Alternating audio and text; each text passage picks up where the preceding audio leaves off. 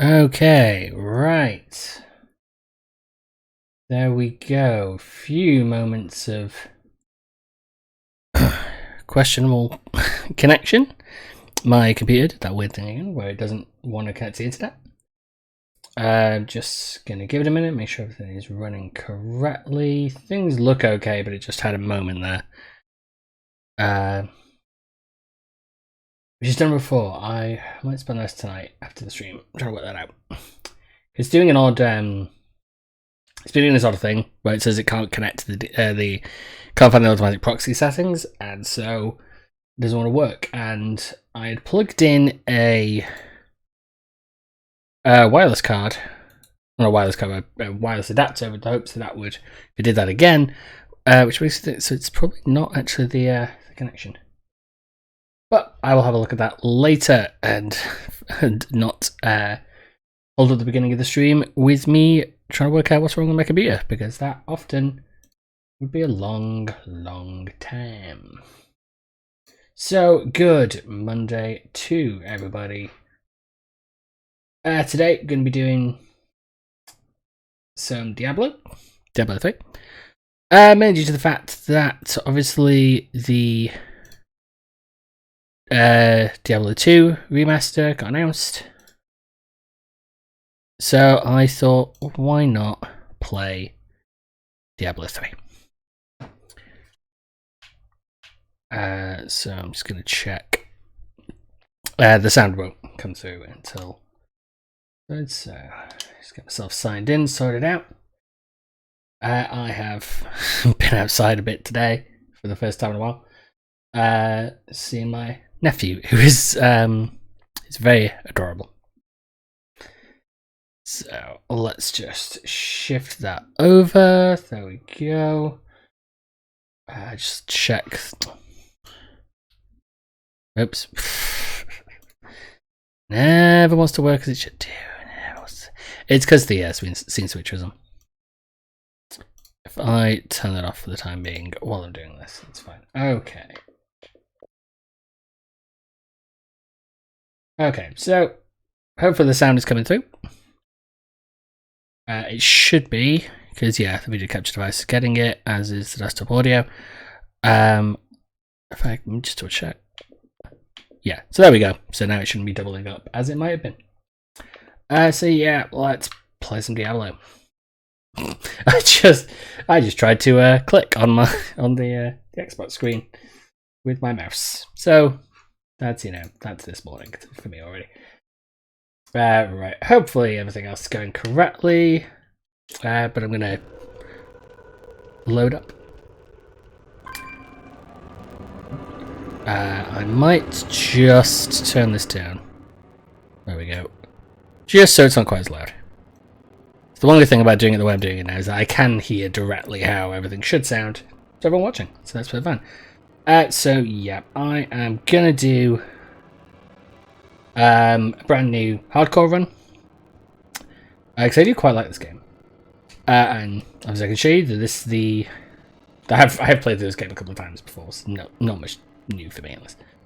But yeah, so I've got the monk, which I was playing the most recently, my demon hunter, who I've gone to the game with, then other sort of various ones. I've just jumped back in. I have done a hardcore run before, since I've got 2. So yeah, so I'm gonna make a new one and we'll see. I haven't gotten the Necromancer update, the DLC. I do wonder about it, but I don't want to pay 12 quid for a character when I don't play this game enough.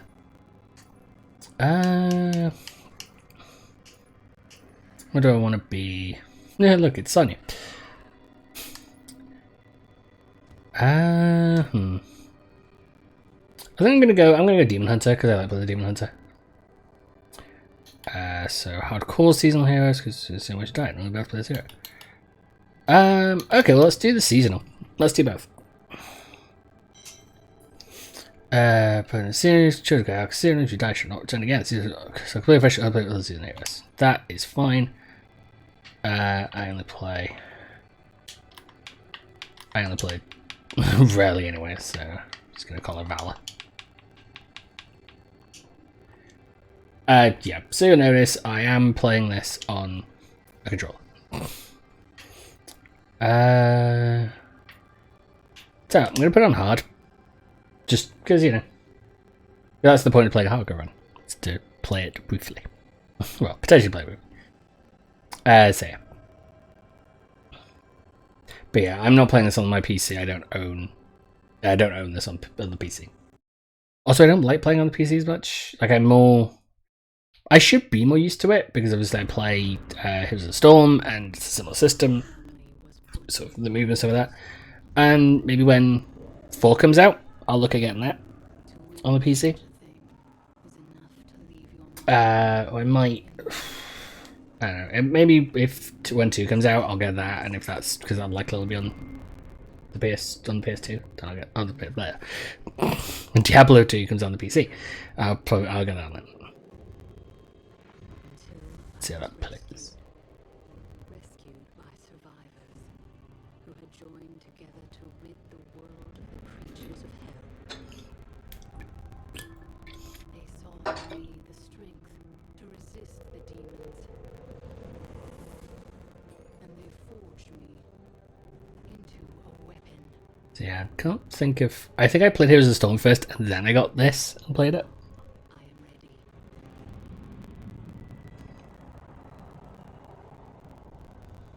A meteor has fallen in Tristram, and the dead have risen in its wake. I will send them back to their graves. Once I was hunted. Now, I am the hunter.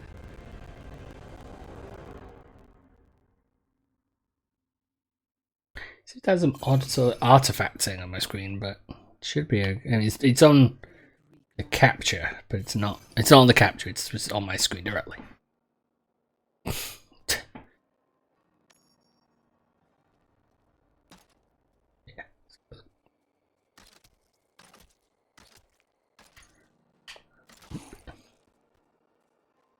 Yeah. Yeah. First time I played through Diablo 3 was I can't remember if I played it by myself or if I played it with somebody.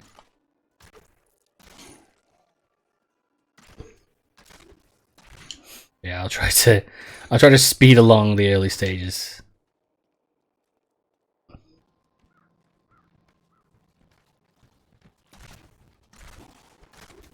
This is not too much interesting in the early parts. I journeyed here to find the fallen. It fell on the old cathedral. Captain Rumford, more dead are coming. We can't open the gates until we try them. I do think it's interesting that they're making they're doing a remake of Diablo 2. I do think that that stuff like that would have been maybe a better announcement. Last year's we're making Diablo Immortal. It's like great. Because that was a shit show in so many ways. Just Guards, open the gates. You'll find Leah at the Slaughtered Calf Inn. Zakharum has fallen to disgrace. What faith can save us now? items. So this is just a lot of sort of. In the game is just a lot of quicks all running around and murdering, so but I just felt like something a bit sort of, I don't know, calmer today. I mean, violent but calmer. Especially after last Monday's absolute ridiculous stream where I managed to absolutely bugger it all up. We've been under siege for 6 days now. Uncle Deckard is still missing. Captain Rumford and the others are losing hope. I tell them not to lose faith, but if help doesn't arrive soon... I'm kind of surprised that Leah has not been a character who's popped up in Heroes of the Storm.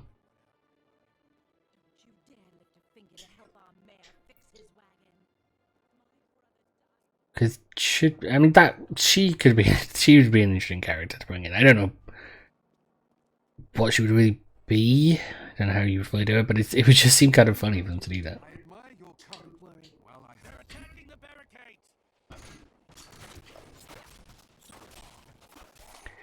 barricades. I was playing more Tears of the Storm there last night, and I did once again weirdly well off stream.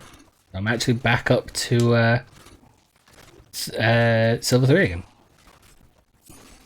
despite the assistance of others.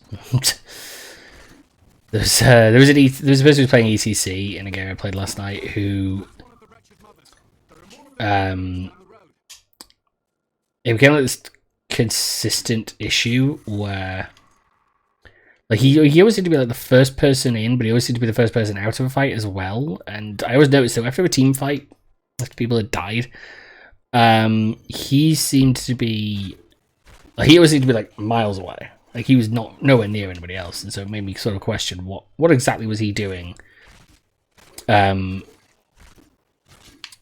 a tank. And I don't think it was anything good.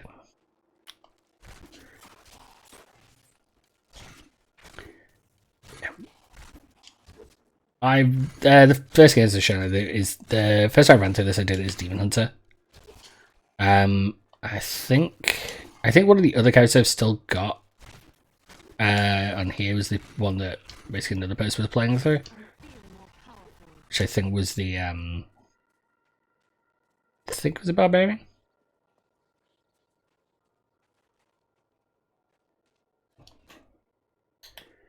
Active skill. Yeah, I should have Jesus. Frozen. Yeah, already hungry now. I would rather keep to the Heroes of the Storm version of myself.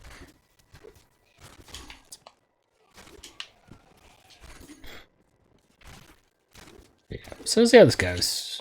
Like I said, I felt far more like having sort of just a relaxing, relatively easy stream, and then maybe on I'm thinking Wednesday I'll do Sekiro or something similar like Dark Souls. It's something that requires a bit more focus. Does require a bit more thought and strategy maybe to it. Because I did say that I would get to playing stuff like Dark Souls.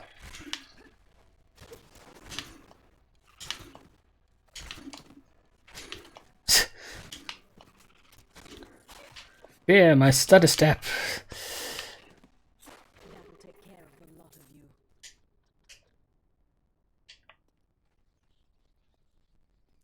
I know, obviously, some people won't be super happy about me playing this game on the Xbox compared to the PC, but I wasn't going to buy a version on the PC and play it when I already have a version and I can play it.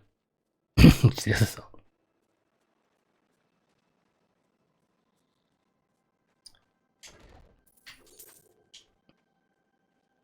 So yeah, I don't want to try switching out to I think if I switch out to daggers, won't be as good. One of course you mean that's with this one. So wait, so if I just do the dagger, oh, then I can't even. Oh, okay, yeah, I'd have to switch out my. To do that, I have to switch out my skills, which I don't have right now because I don't get that till later on. Okay, yeah, so. There is no point in switching out anything. Till then. Running around, hunting down demons, running around.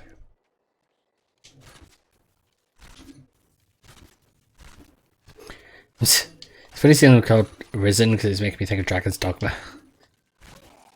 And the game, not the crappy TV show that Netflix put out, which I really did not like. Like, I had a watch of it, but it just wasn't good. The main character was dull as all hell, and the irony was that the main character in Dragon's Dogma is as bland and boring as the pawn is, his sidekick. But it's the irony around is that, well, the pawn is supposed to be. They're not supposed to be human. They're supposed to essentially be, to a degree, a tool. It's kind of, you know, the point of them as a character, and even kind of how they sort of state themselves. But it's just like, but the main character is as boring as the character who's meant to have no emotions because they're not exactly human. And that was not good. And there was also the really so ridiculous thing where a character gets eaten by a dragon, and while it's supposed to obviously be shocking, it actually ends up being really funny because it's done in the most stupidly over-the-top way. I mean, it's literally... Like, it's obviously supposed to be a shock, but it doesn't come off as a shock. It comes off as what it is, which is really stupid. Asshole. Because it's basically this little kid that runs down the street. They're being attacked by this dragon in this village, and this little kid runs. He's running down the street, and he gets to the end of the street, and he's looking around, and he's turning around, he's like, I don't see it. And as he's saying it, this dragon just comes up and just eats him. But the problem is, while it's obviously supposed to be shocking, the whole freaking way of it is funny. Like, it's not meant to be. It's definitely not meant to be, but it is really funny because it's... you could see it in a comedy. You could see it in a comedy in the exact same way. So I don't know why they decided to decided to shoot it like that. There we go. I was wondering where the trap would be.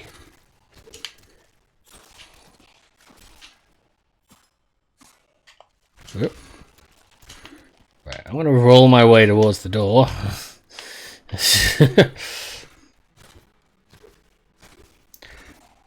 Roll my way. Just roll on out of here. If these guys want to chase after me, I will throw a knife at them and murder them. It is interesting with Diablo because, like, I never got the original. Like, I think I remember... It's hard to remember. I think I remember seeing, like, the box art for it in, like, an old... You know, in a game store. I remember when I was younger. It's hard to get... The problem is I'm wondering if I'm conflating that with the old management game Dungeon Keeper, because obviously Diablo and the main antagonist of Diablo looks kind of similar. At least in my brain, at least my the old recollection of memories I have. So that's the thought of it. But I think it was one of those ones I probably did see it. While exploring a cave with hopes of finding hidden treasure, I came upon a most grisly sight. A heap of dead bodies. Unbelievably, as I was searching them for any items of value, they began to rise. I must tell them of this in New Tristram before it's too late. But it's one of those games I sort of saw, but I think I heard about it, but I just never really picked up. Which, I mean, isn't too surprising. Like, I tend to... and I still got some of them. Like, the games I tend to play were older. Sort of, like, not older. When I was... The older games I used to play. Just got entirely off the plot with the sentence. Asshole. They tended to be management games, which is why I was a Dungeon Keeper, so that. But then they tend to be... I tend to play like a lot of strategy. Like Age of Empires, things like that. There we go. I was just trying to get it to target it.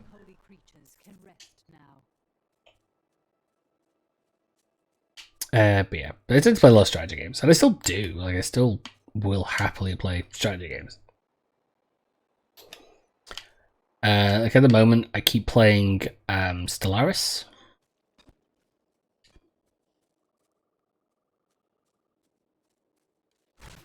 And that's when I've actually... I was half tempted to stream it, because I am not too far away from having completed it. Like, completed a run.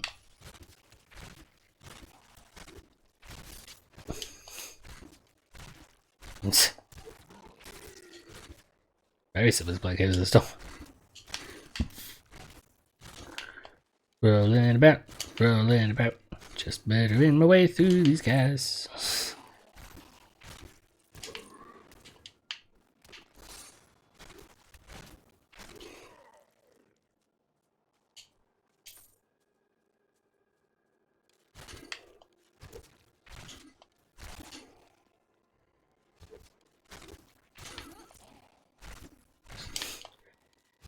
Shoot, shoot, backflip, shoot, shoot, backflip, shoot, shoot.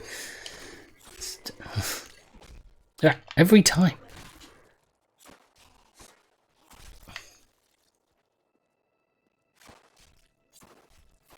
Not enough hatred.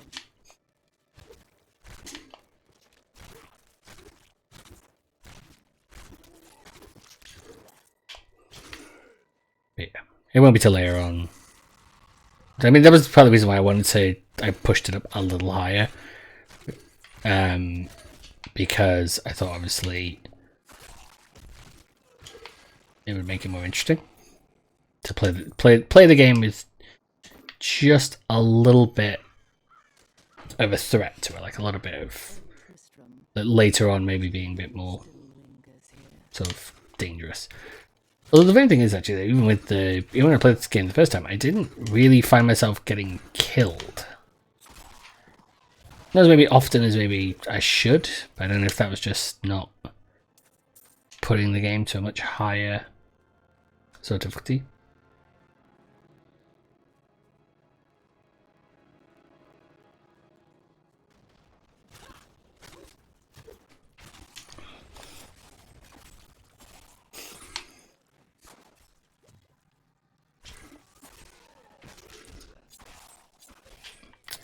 Yeah, I'm still planning on the 30th to play. Will it be this one? This one? No, thanks, man. To play. Funnily enough, speaking of the games I used to play when I was younger, the new Evil Genius, which should be fun. It should be. That should be a fun video game. I mean, it's got sort of slightly mixed reviews to a degree. Like some people say it's not. It's not like they've not really done. It didn't sound like they've really done much with it, but at the same time, I'm not too bothered if they've not done too much with it. Because you want them to improve on stuff, but you don't want them to make like radical changes if they can avoid it.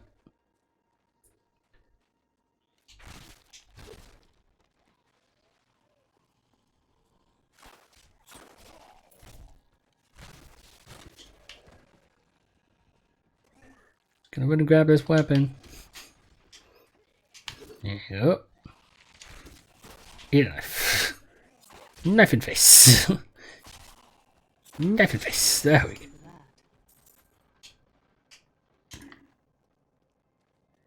go. Ooh, I now have a rapid fire. Actually, would. Yeah. I kind of prefer that sort of ability. Thank you for your help, but could you Nor should she. Come, let us. We'll need to open. Right, let me just get rid of some stuff. Junk. Junkity junk.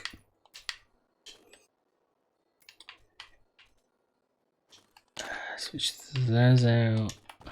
Junk. So don't get rid of the junk now. Yeah, I do have oh, that's cool. Don't think that looks quite as cool as maybe it was in different armor, but right now it looks kind of silly. I do have these, the Mercy's wings for Overwatch, which are due to I think it's because I have Overwatch as well, and that's then why they basically I have those, which look really weird. I don't entirely know why they have why those are there. Let's compare this. That actually, yeah, rare chest armor. I would rather have. So don't need. We cannot afford that. To afford that.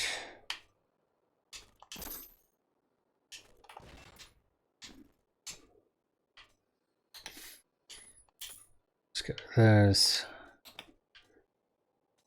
Yep, I have to come out later for this. A little expensive. I don't know where you go to get the that stuff that was just said about was unlocked. Oh, I check this off that bow as well.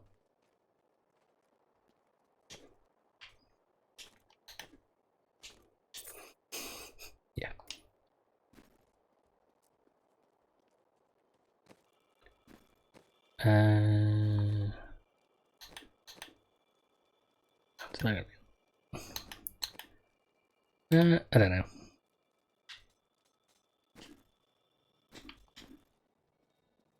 So what's the so it says fossilized.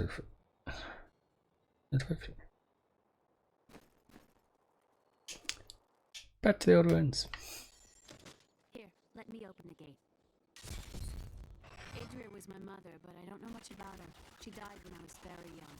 I was raised by Uncle Decker. What of your father? I'm told he was a great warrior who was lost when Tristram fell to the demons. Yeah, I've played through this already, and I know all the sort of it's the various bits and pieces of the game. So I do think this is it is quite interesting with the way the storyline works.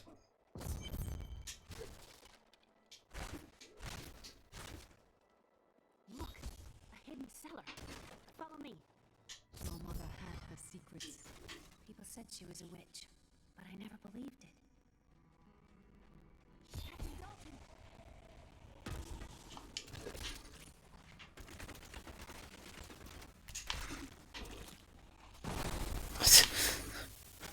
I'm so used to dodging those in Tears of the Storm.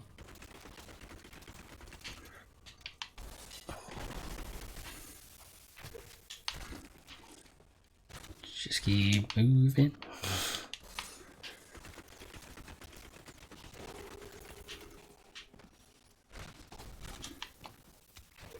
Do do do do do do do.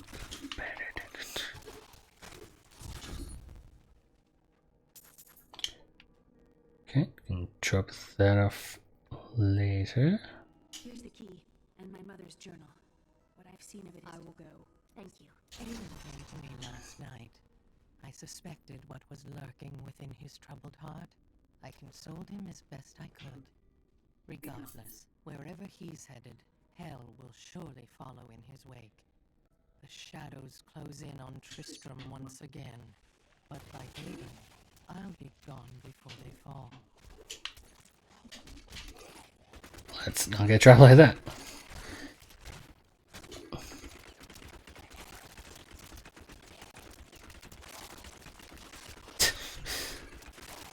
So I'm playing the wizard and just using the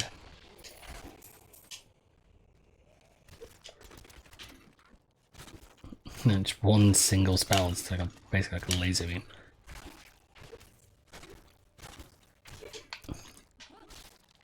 Do do do do do do do do do do do do do.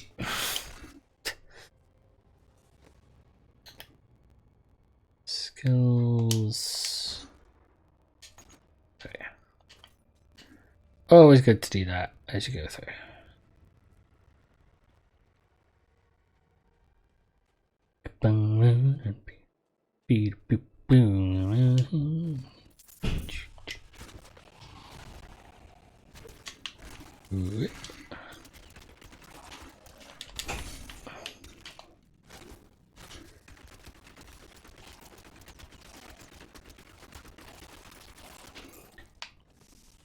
Oops.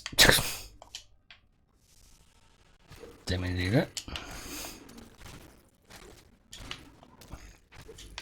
But I haven't tried playing a game like this on the actual PC. I No, I was just questioning whether it was a thought to move the camera to maybe the upper left-hand corner, but it's not really blocking a great deal. It's not blocking. It's blocking the power. Like, that's about it.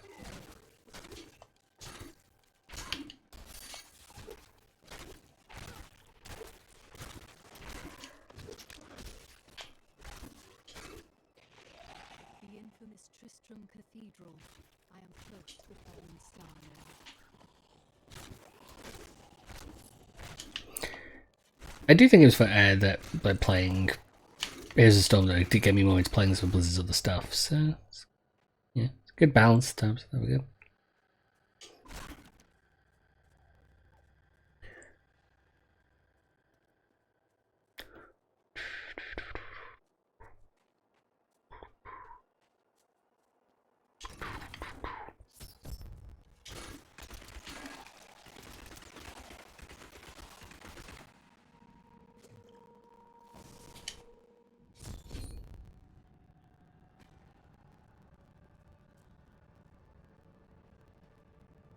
So this is where the star fell. My quarry must be near.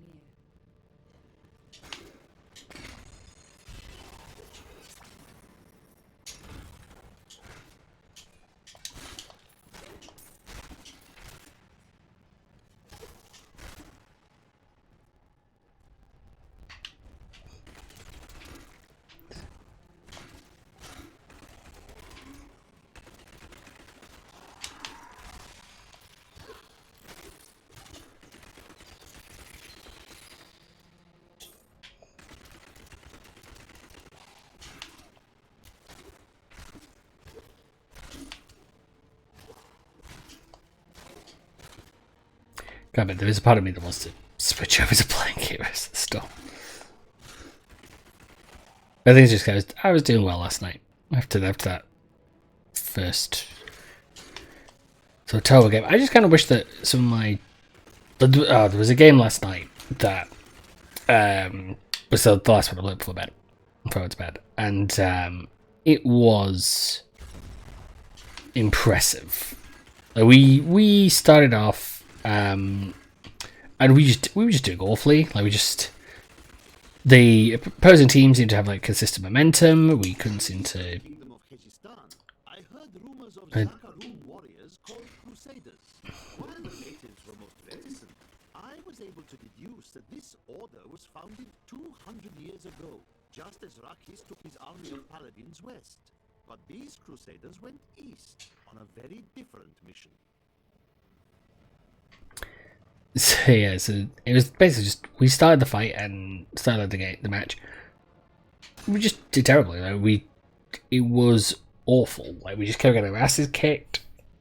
Essentially, we couldn't get the momentum. We lost the objective. I think about because it was on. I can't think what the level is called. But it's the one with the angel and the demon who were fighting in the middle. It's that one. And basically the issue was that My hatred is too low.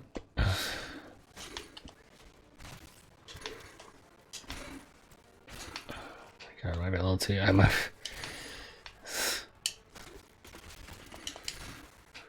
Well, what the? Oh, vortex. But essentially, the issue was we were just doing terrible. Like we didn't seem to be working well together. The team was not pulling together. We just couldn't get our sort of momentum. But then it was when we were doing so badly that we were like 3 levels down. Like that was how bad it was going. And yet somehow, slowly, we began to do better. And it was just bit by bit, piece by piece. We were working together. We were keeping the opposing team off the objective. It just started to go well, and weirdly, and I've never been in a game where we've been 3 levels down at one point, and we've started to stabilize. Which is truly a shock to me. But weirdly, we kept working, kept going, and it got down to this is how like fraught a match ended up being. So basically, we had neither of our forts. Let's go drink actually. We had neither of our forts were still standing. Like nothing was. So it was only the core was left. The core was getting damaged.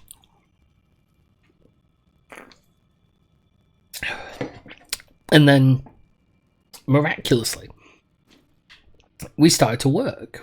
Something seemed to switch, and we suddenly gained a foothold, gained this momentum. No idea what exactly, but we did. And then we won the first we won our objective for the first time, to losing multiple times. Then we won it again, and then we had the momentum. We were capturing camps. We had everything going. We'd caught up. We'd caught up to a level from 3 levels down. We were 3 levels behind, and we caught up. It's relatively impressive. And then basically we got down to it where, ooh, double damage. Nice. I love double damage. It got to this point where essentially I, as the tank, and I think this is I think what maybe screwed them over. This might be what did the other team in, because the other team had I'm trying to think. I think it was Valor, Orphea, Artanis,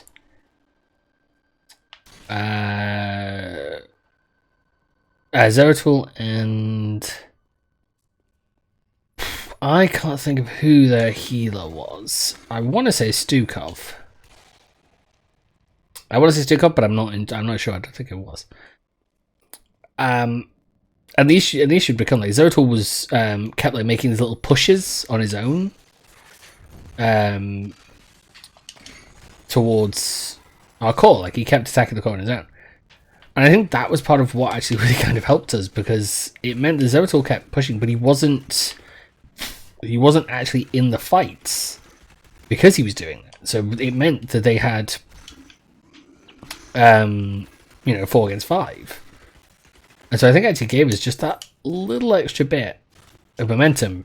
And then then they had that issue where like they had people moving on their own. So especially late game for Heroes of the Storm, sometimes you gotta leave it, you've gotta wait, and we did do that. We waited more often than anything else. And it basically ended up like the final fight we ended up having was we basically ran to defend we went and defended our core, not our core, our objective. We fought them back. We started attacking their core, and at the same time, Zeratul once again had sort of moved around, started to try and push against our core. So I basically dropped back. This is as a tank, and essentially I just kept distracting Zeratul. Like I kept just like slightly engaging with him, so he couldn't do anything. Cause he kept like he would make like little inroad attacks. Like he would jump in, do attacks, and then run like a coward. And so we managed somehow, skin of our teeth. We somehow managed to actually win. So, and it was probably one of the most tense fights I've actually ever had in Heroes of the Storm. Not the tensest fight I've ever had in a video game, because that was in the game of Destiny. On the Destiny 2 multiplayer match that was the most stressful thing I've ever been in.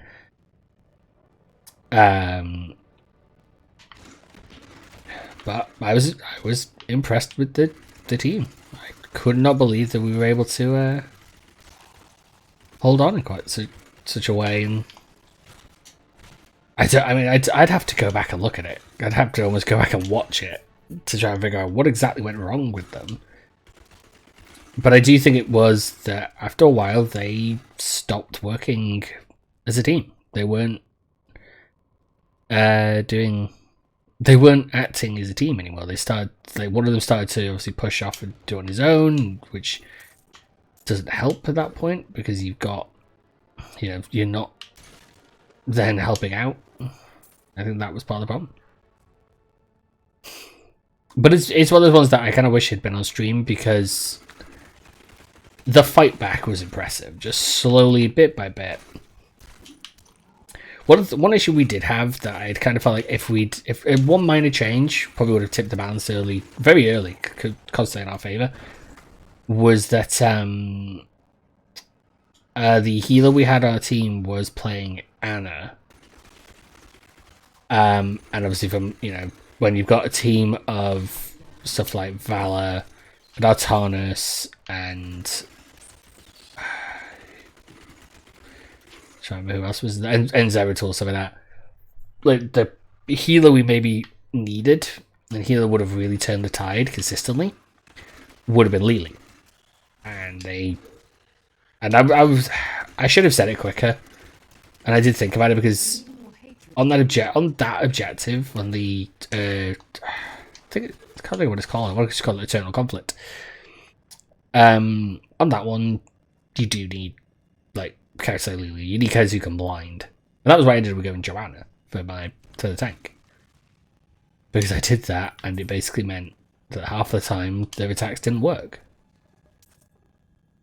It was the same. I don't know if we'd had as much trouble if we'd had that, but the fact we slowly pulled together was good. Because the team we had was, I'm trying to think of it now. I think we had a Varian. We might have had a Tassadar. I'm unsure now. I know Anna was our healer for that. So I remember thinking, because that was the one I kept thinking about the most. I'd have to go look it up just to figure that out.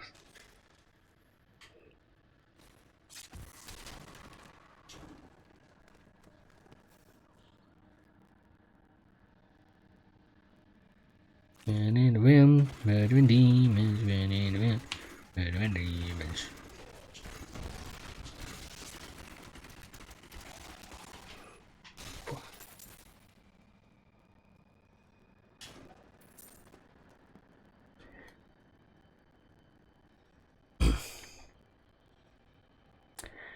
I did have I think it was on Friday when I oh no, I didn't know that was on.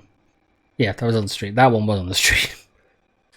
I played Orphea against Deathwing and it became ridiculous. I actually haven't next time I play his Storm with my friends, I'll probably try testing that out a bit more and see if I can get it to consistently work. Because that build of Orphea was lethal. I lived only to honor my land and my king. No man has a greater love for his king than I had for mine, even as I drove my blade through his dark and corrupted heart.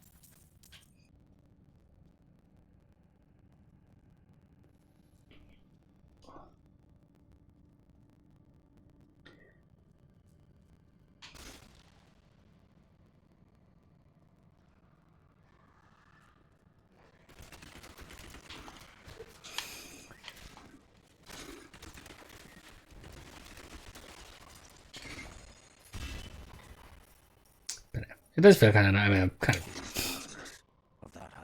kind of a little tired, but it's kind of I was walking around and stuff. And evil magics into it, instilling the notion of an imminent attack by Westmarch. Afraid to speak against the Archbishop, the councillors nodded their empty heads in agreement and sent us off to die.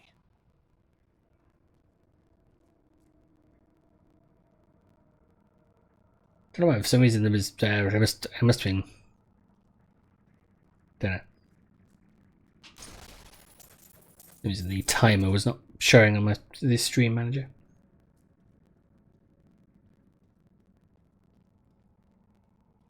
But no, I'm going to have a look though about that's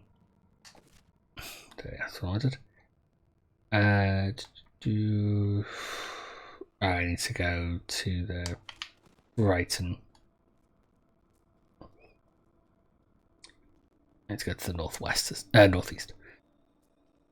But yeah, I don't know why my computer keeps doing an odd thing as well, and I think it is actually the computer. I don't think it's the I worried that it's the power line adapter that I've got that basically turns my electricity, the plugs for the mains, into a connection, like a wired connection.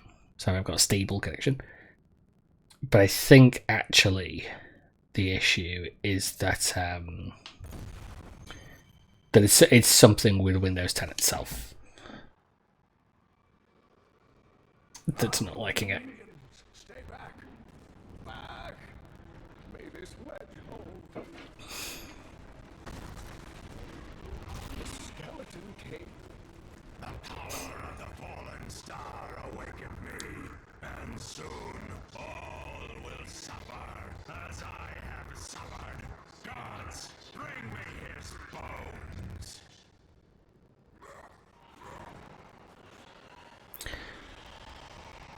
I wonder if Diablo 4 they're going to find a way to bring Leoric back again.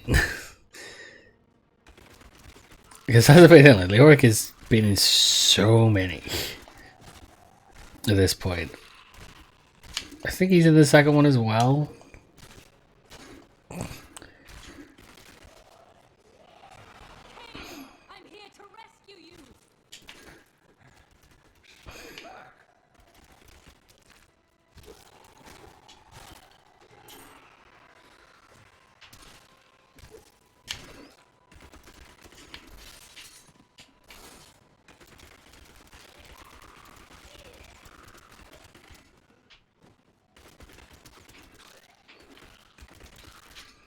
Not enough hatred. Whoop.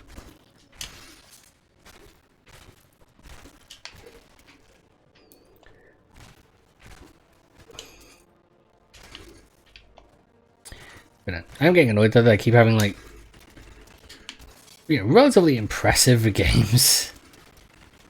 If it on Heroes and Storms times when I'm just not streaming. It's truly irritating. Thank you. Leah asked for my aid. It is wonderful to hear that Leah is well. I feared the worst. I learned of this secret passage through old maps. This cannot be opened yet.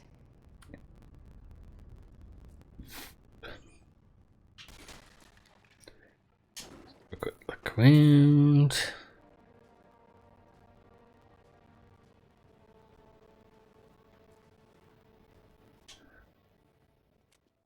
We must discuss the fallen star. Follow. Deceased mustachioed Granskin.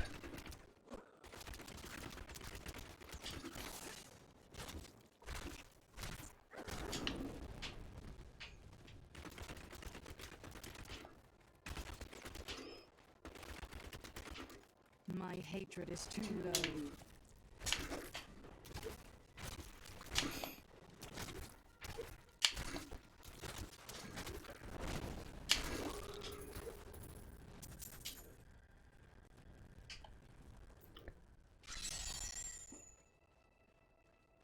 Just gonna check around here first.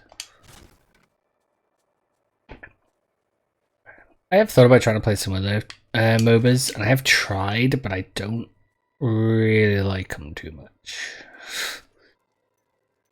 But playing Heroes of the Storm is like the one MOBA that I actually really enjoy. Deckard came.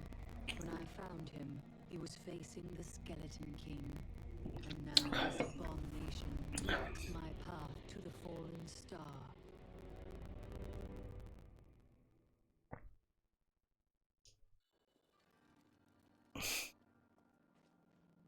Uncle, you're alive! Thanks to you and I your have but one request of you. not much, I'm afraid. Though the Please, Uncle, not more of your story.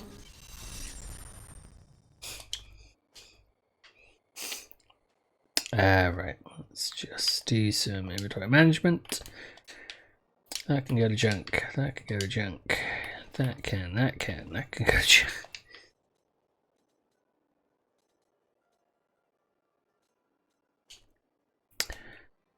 Right, well that's a way stronger hand crossbow.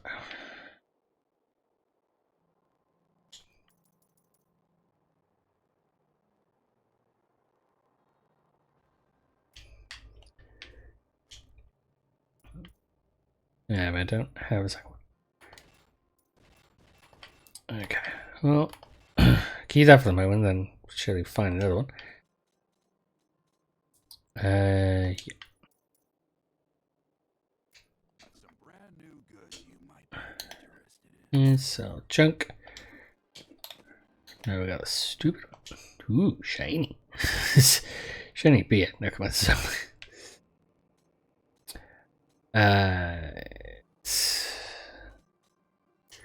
yeah, I think I technically can do that, but I have no point. Second, +7 movement speed, but I'd rather have those.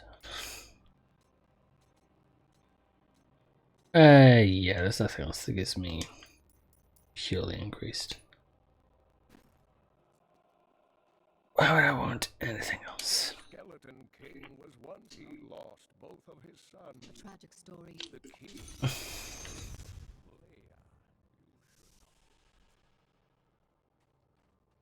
I have some new. Don't touch anything unless you're buying it. I like to keep my inventory clean.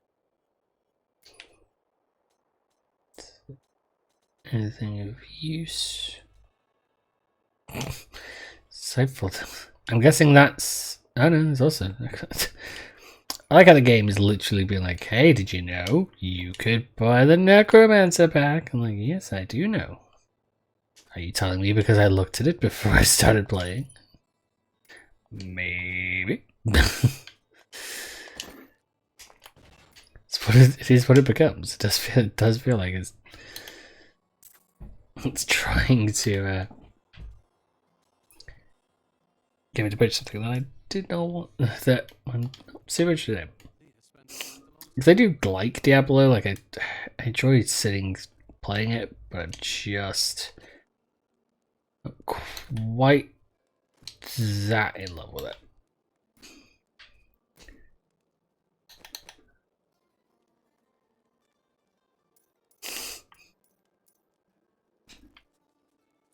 Yeah, I can understand why other people like this game, and so they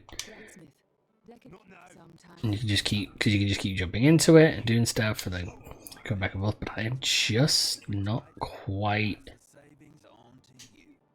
just never been quite that enamored with it.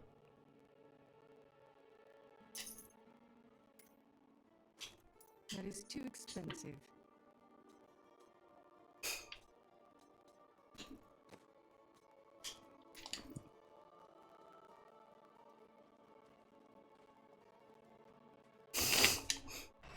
Like after completing it the first time, I never felt a huge want to come back and play this. My friend, I'm sorry. Sorrow won't save your town, blacksmith.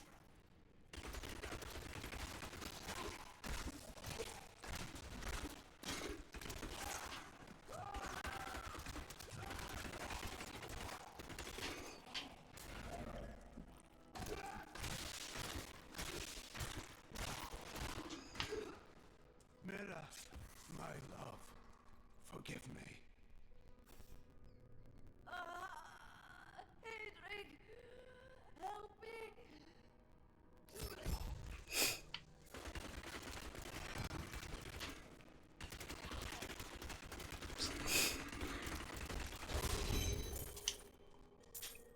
I couldn't have done this without. There is one. I can help you there. You'll find his tomb in a cemetery in the Weeping Hollow. And if you see my fool apprentice out there, tell him to get back to town.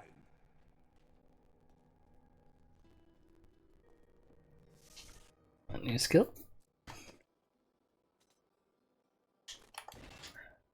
Go in there and that go there. So it looks time. I'm not going to use that at the moment, but that might be something I would look switching out later. I didn't get the Y and B abilities until much later.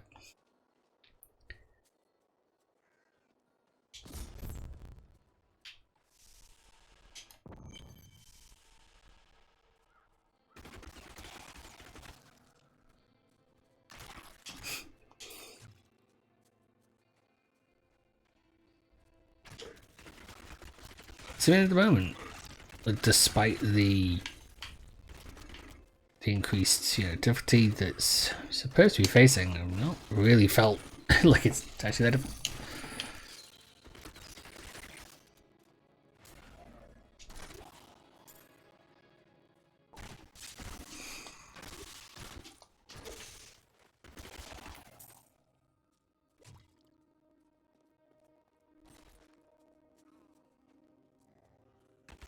Murder for the murder tree.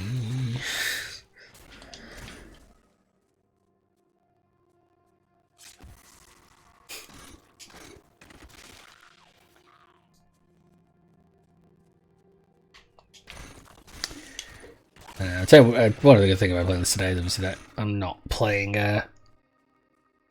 I'm not playing Dungeons and Dragons tonight, so certainly fills that little spot. I need more hatred to do that.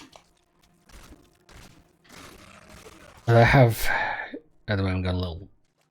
I don't know if I'm just a little tired. No, I don't know if I'm tired with D&D as a whole or just certain bits and pieces, maybe. I mean, we've been playing the same game of D&D for a while, and the issue is we've been doing the Mount of the Bad Mage module, and that for the most part is just a kind of huge dungeon crawl,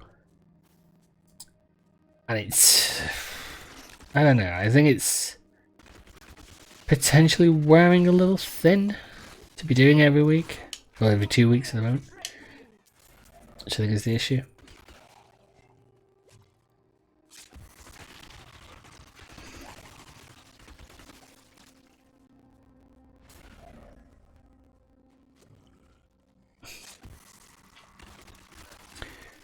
I'm trying to think, have I still got my increased?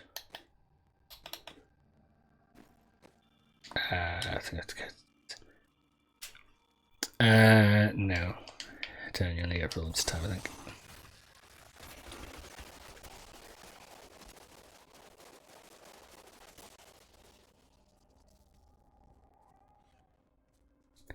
Gonna shadow me.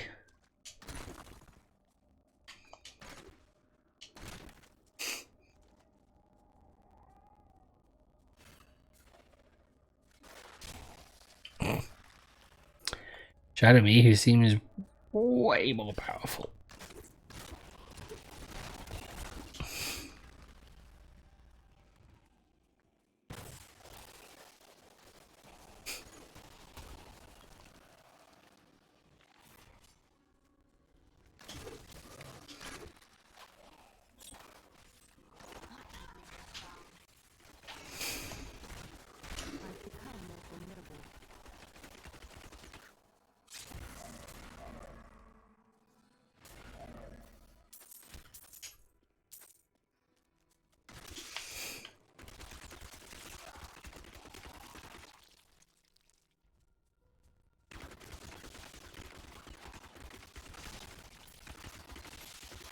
My hatred is too low.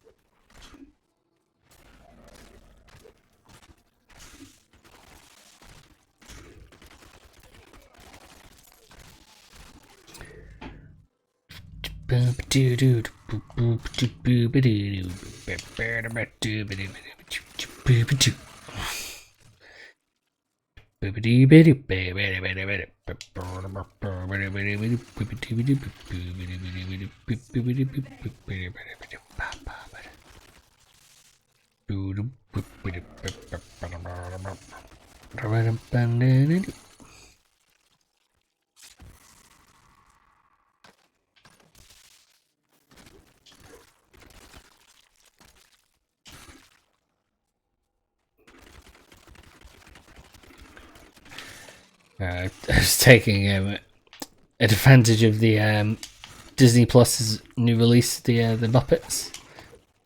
It's actually been quite fun to actually go back and rewatch some of the old Muppet episodes, and it's amazing how a lot of them stand up. They really hold up. I wouldn't think, but it's because there's not a lot of like sort of. There's not a lot of like time period based jokes in the same sort of way. Like it's very just sort of it's comedy. It's just timeless.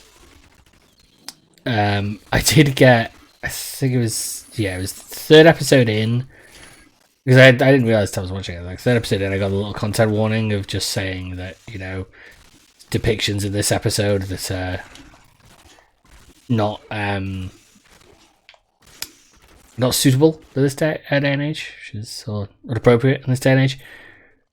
And it was pretty low tier in terms of like offense in comparison to other stuff. Like it was, I think the thing they were saying about it was just that during the episode, a character used the term Indian to refer to Native American, and then the joke. I think the joke to a degree was, but I was unsure. It's one of those moments. It's very difficult to tell.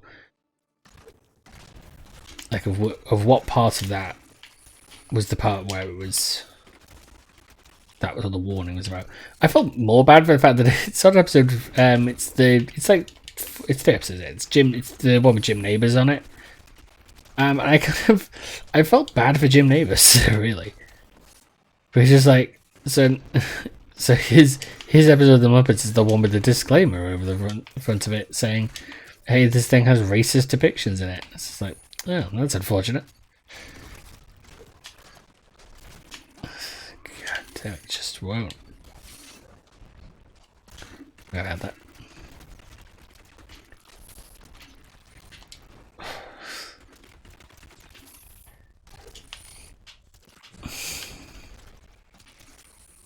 But the non-racist jokes though were very funny. It's kind of like how I watched a while ago, the Two Ronnies, who's one of my favorite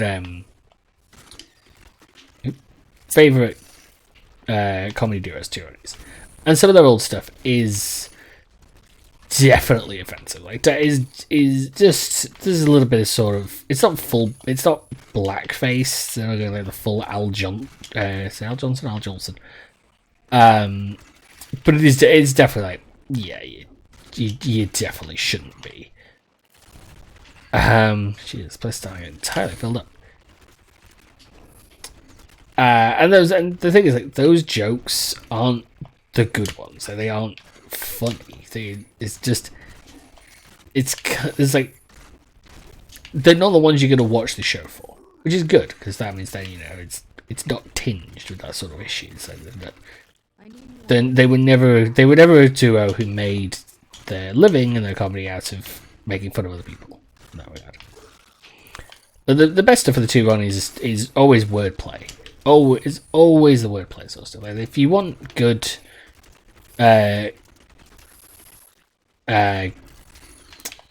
like sketches of the Two Ronnies, stuff like there's a classic one which is the Four Candles sketch, which is probably one of the best bits of wordplay that you will ever see in comedy. I think it's one of the because it works off the sort of the northern accent, the heavily northern accent that the two Ronnie Barker was doing, and basically a very quick explanation to it. The whole bit revolves around Ronnie Barker going into the store, ordering various items, and each item he orders, it's the shopkeeper, played by Ronnie Corbett, is having trouble understanding it because he keeps asking for things which sound perfectly normal, but then you realise with the accent, the heavily more northern accent, it actually makes it he's actually asking for one thing for another instead of another.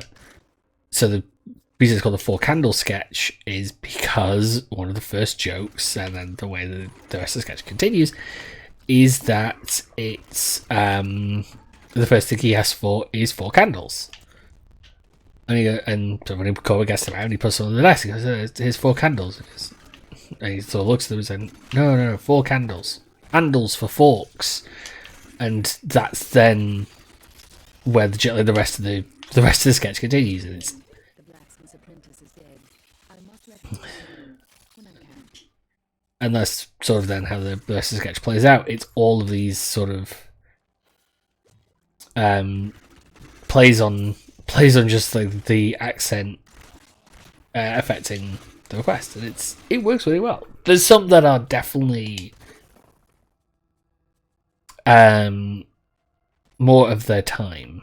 There's a sketch which is it's called the crosswire sketch, and it is really well done. It's really funny. Done today, it would definitely need to have some lines rewritten and updated because it is sexist, which is the only issue. It is a little sexist because basically it has it's the part of the sketch is very is objectifying towards women, and that is the problem. You could probably rewrite it without too much trouble. It would just depend. I think that's the I don't think it would take anything away from it as a sketch. Like the rest of the sketch still works. But I think there are some lines in it that are definitely problematic in that regard, and that is the problem. I'm trying to think of like some other major ones. Like I don't know how available it is elsewhere, but if you can find any of the Ronnie Barker like speeches, like where he's pretending to be, which is once again where there is some slight issues in terms of slightly not blackface. I think technically it's yellow, it's a yellow face depiction at one point because it's Ronnie Barker pretending to be, I think, Asian at one point to a degree. Not quite Mickey Rooney, not quite like that level of offensive, but definitely like, yeah, this is not good, and this should not. This is not what should have been on TV. It should not have been happening. Although, because you could still probably do the sketches today, you just wouldn't do them with. You would do them with an actor. You would do them with an actor with the actual heritage, and that's the way that would work. And that would work perfectly fine. And it wouldn't lose much from the actual jokes. Because the jokes always come from the wordplay. It's never about the person. That's the thing. It's always the way it works. There is a great one that's I don't think it has anything sort of problematic or troublesome in it, but it's basically Ronnie Barker is basically this sort of I think is an Egyptologist, and is basically talking about sort of hieroglyphs. How is hieroglyphs or pictograms? He's talking. Actually, I think it's hieroglyphs. I try and follow the context of it. It doesn't really matter much, but basically he's got these various symbols, and he starts talking about how you can modernize, if brought into a modern context, this is how they can be used, and it's all these different.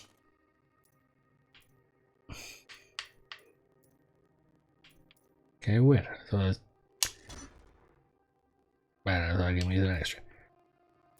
And it's all these various little, it's like dear old, and he's like, oh, dear old John, and he just starts working it bit by bit.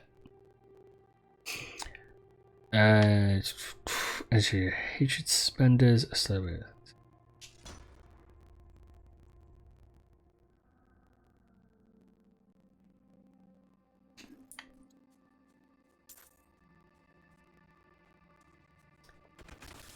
They are very funny sketches, and there's one sketch that has a joke in it that wasn't even intentional. That was accidental, which is it's Ronnie Barker's. It's the same because it's all speech ones, but Roddy Barker's meant to be talking about it's like Vikings.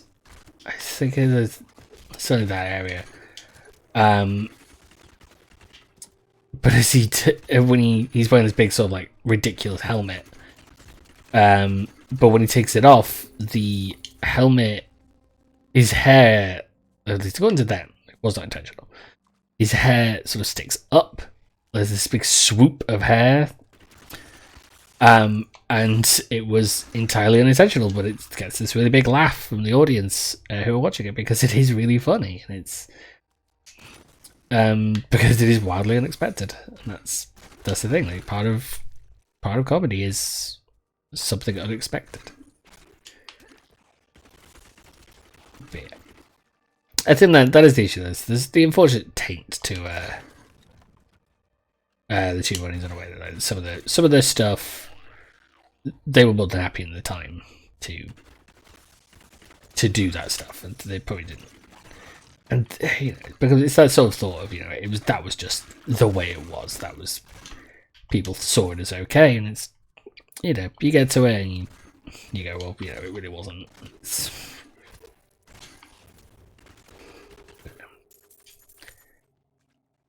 You can find other British comedians though for the same sort of era who weren't doing that, which is interesting. Stuff like Victoria Wood, who would be a little later because I think she was. I think her stand-up stuff was more like early 80s. I think Ronnie's was maybe, I want to say maybe late 70s. I don't know. Maybe around the same time. But her show was never had any of that, of those sort of depictions to it. So that's the thing. Which is fine. And then Morecambe and Wise, owner of the comedy duo, who I don't, none of their best sketches have those bits in. I can't really think of any of those sketches, and I've watched a lot of their comedy because I grew up on watching it. And it's the only thing those ever did. Really. One of their best ones is it would be hard to explain it. I'd be hard pressed to explain it, just naturally.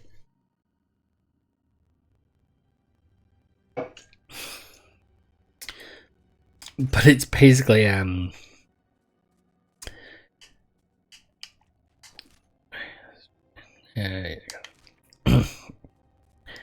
but if you look up Morecambe and Wise and then breakfast sketch, you'll find it.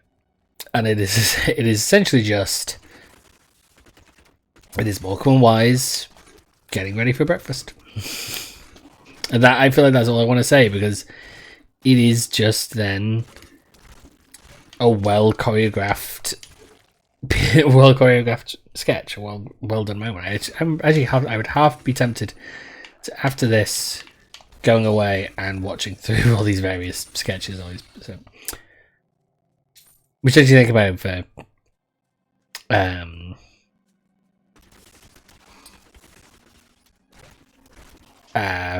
the two Ronnies, one of the best sketches, which I will always love because it's never not funny. It's the always thing. It's called the Mastermind sketch, and I don't know, obviously in America if you have Mastermind as a quiz show, but Mastermind is basically you get asked questions about a special subject that you pick. And then you get asked questions about general knowledge, and whoever has the most points at the end moves on to the next sort of round, and then you have sort of like you have a final. Essentially, it'll get down to a final four, and then you have a finalist. It's very just a quiz. It's very just a knowledge-based thing.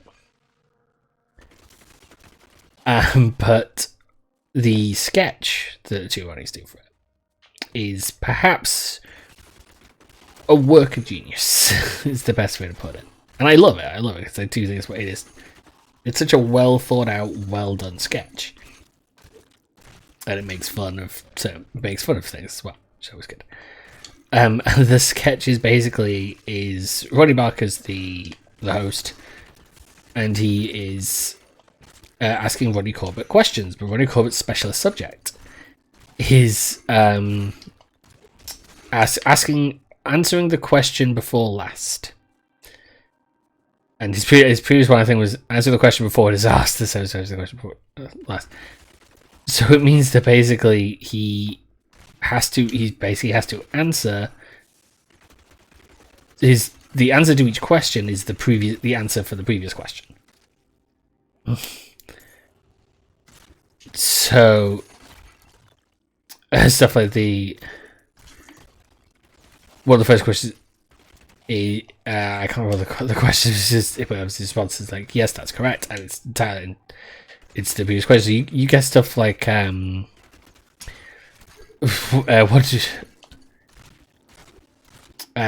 what do spiders prey on? Hassocks. What does a ripcord used to open? Large flies. Stuff like that. And it's such a well done. It's so well done. It's so carefully thought about and plotted out, and it works perfectly well because it's played straight. Like this, despite how ridiculous the whole thing ends up sounding, it works really well.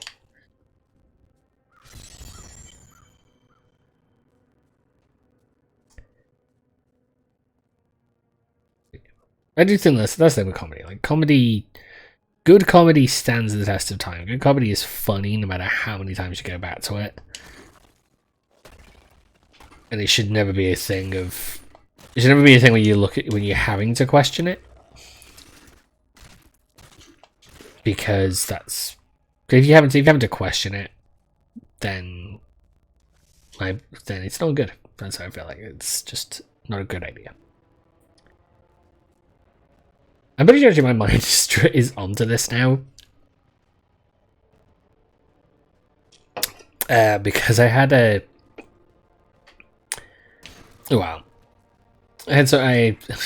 entirely possibly they might be watching this, and if they are, I don't care. But I had basically a person I haven't spoken to in a while. They added my channel on YouTube.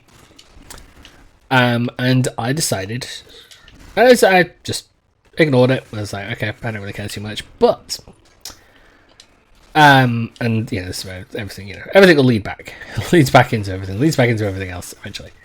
I need to get an upgrade in this to make it so my powers don't run out as quickly. But the reason I bring it up is that essentially. I went and don't get trapped here. I had a look at their YouTube account because obviously you can see who they've subscribed to, what videos they watch, what videos they like. And if you looked at mine, I've not liked anything in a while because I don't tend to. I tend to watch stuff and that's about it. And I watch the same. I'm in trouble. There we go. Oh god. Just gonna run this way. Be a nice hasty retreat. But here's the tension. Here's the tense part. But basically, they they subscribed to my YouTube channel. I thought, okay, I will have a look. I will see. What are they watching? I did it merely out of curiosity because I'm also curious in that regard. So I'm always going to be interested. I thought, okay, I wonder how my my channel aligns with everything else that they might watch. It's like what are the comedy people they do like. Is it just me, or do they watch other comedy stuff? So maybe they watch Achievement Hunter too, and maybe that'd be interesting. And I maybe in the back of my head I thought, well, you know what? Maybe they watch some of the same stuff I do. Who knows? It's a possibility that maybe that will make me feel a little less sort of like I want. Like I had absolutely no want to talk to them. The fact they'd sent me like a message a while ago. They try to get back in touch as friends, and I'm just like, I have no reason to want to talk to them because I haven't talked to them in 10 years. And it's not like our friendship was the best of things ever, so I didn't really understand why they would want to talk to me again. But back to the point. Speaking of the two Ronnies as well, that's a very similar thing to it's very similar to Ronnie Corbett's monologues. So it's very silly. But basically, so I went and looked at his YouTube account. And I saw various things. I was like, okay, we have all these videos. So then I chose to look at his subscriptions. Because if you want to get a measure of a person, look at what they subscribe to on YouTube. Look at what stuff they obviously like enough or interested enough to want to get any and all updates. Because on mine, it's a lot of different like comedy stuff, like Achievement Hunter's on there, and Rooster Teeth's on there, Game Grumps is on there because I still think the Game Grumps is really funny. I think the stuff they're doing is really good.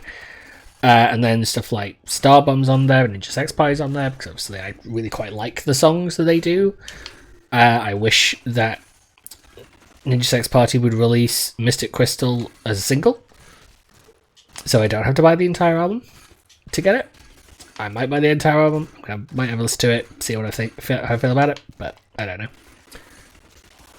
But I really did like the Mystic Crystal, and I was kind of annoyed that I'm going to have to buy the entire album on YouTube just to listen to the one song that I really like, because I thought the Lightning were interesting, but I don't rate it too much. I have not wanted to go back and listen to it. Or release the Kraken. I don't care if that was too much either. But no, so I looked at this person's subscription. And it was full of right-wing sort of... I'm trying to think what the best word would be, because really I want to make this quite clear. Despite me, despite my personality, despite how I obviously might... And I fear this. This is the thing. Like, it was a bit of self-reflection, self-introspection. It was despite how I look, and despite a lot of things I do, I am fairly liberal. Actually, I'm entirely liberal. I've friends who are LGBTQ. I don't. I hated Donald Trump and thought he is and I truly do believe that he is sort of culmination of everything wrong with people as a whole. And with sort of modern day, like how we view modern day celebrities and how we've put way too much trust in people who have absolutely no fucking clue. I don't rate our own government highly, but Trump's administration was truly just a mess. And basically everything, the people that this person was subscribed to were all these sort of right wing. I'm just saying nut jobs. all these the worst sort of people, the people who claim to be persecuted but aren't. Like the sort of people like Dinesh D'Souza and Candace Owens and stuff like that. People who talked about leftists and used that as a slur, and then use the word globalists, which, if you follow any sort of like how right wing sort of people tend to speak, globalists always is the word they use for Jews, and it was a lot of these sort of, if not Nazi but Nazi adjacent. Which is a phrase. But I looked at that. I looked at this person who I knew. Who I guess I didn't. I guess I don't know. 10 years different. You don't know that person. A year could go by if you're not talking to someone, and they could be entirely different. It's entirely possible. But I saw those names and that sort of stuff on this person's subscription, and thought, these are the people that this person wants to hear from, wants to see, and is happy to let people see. that they listen to these people. And seeing that, I decided I don't want anything to do with this person. Like, I already didn't, but this was now even more so just like, I don't want anything to do with them. I won't. So I actually blocked them through YouTube. So even if they want to leave comments, and I say this now looking directly into the camera in case they are watching, if you want to leave comments, no. I don't want you anywhere near my show, I don't want to talk to you, and I don't want everything you stand for to be anywhere near me, or to touch anything I do. And that is the fact. Because I have grown, like, I exist in sort of a state of people deserve to be able to do what they want to do. People deserve to not be harassed for being who they are, and I might be at a weird ass sort of crossroads of sort of LGBT stuff, and you know, there's a lot of questions that maybe I need to at some point explore in regards to myself. But as a person who has, since I was 10, been diagnosed with autism, and I think at the moment I'm still trying to get checked because it takes a long time. But with an adult, I am trying to find out if I have ADHD, because a lot of the stuff, like other people's experiences and symptoms, seem to match my own. And basically, I know what it's like to, maybe not in the exact same way, but I know what that feeling is like of being treated differently for something that is entirely not under your control. That is something that is a part of who you are, and it should not matter.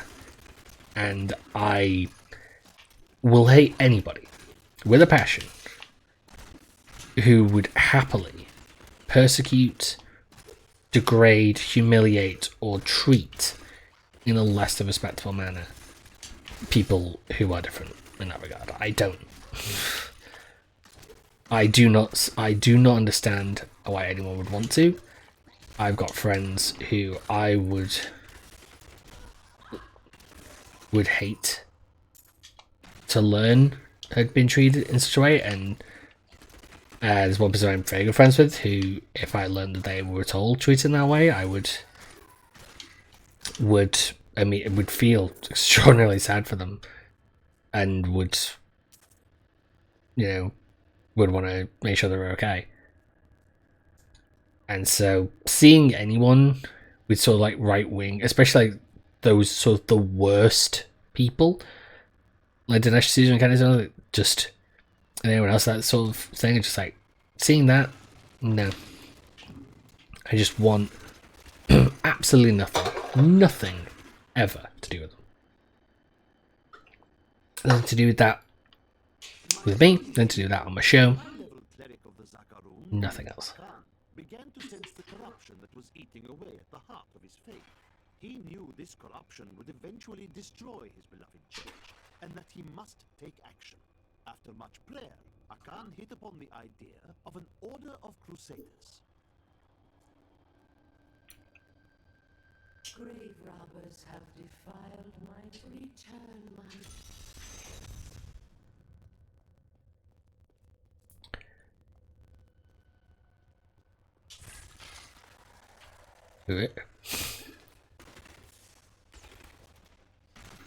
But I get to create that.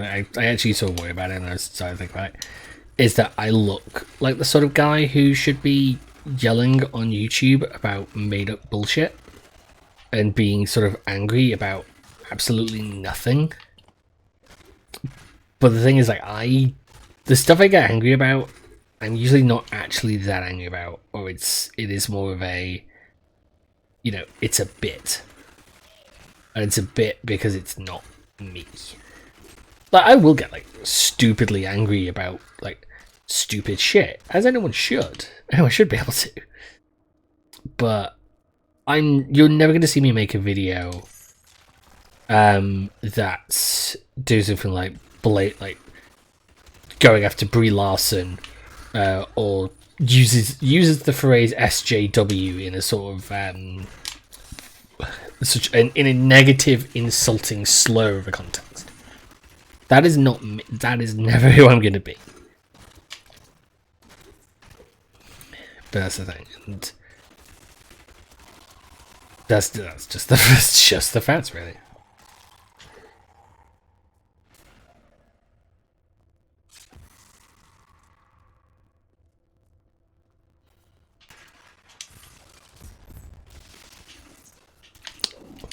Roll. Unload.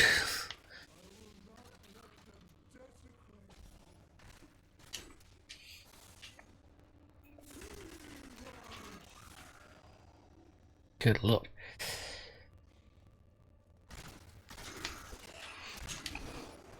Didn't mean to do that. I know. I do worry that people might think to the degree that I am some sort of like some, I don't know. That's that sort of person, like, especially someone who maybe they could try and prey upon. But the funny thing is, I am anything but that. I am like, I do wonder, like maybe a few years ago, if I could have ended up being so like that. Like sort of like more than happy to blame everybody else for the problems, but no. A lot of time I do recognize my own issues, my own stuff, or the actions that I have taken, and the situation I am in the way that a lot of the time it's not to a degree sort of some other person who could be blamed or I would try to use as a scapegoat. I recognize that it's that the actual problems are, you know, the government and things like that, stuff that are actually a problem.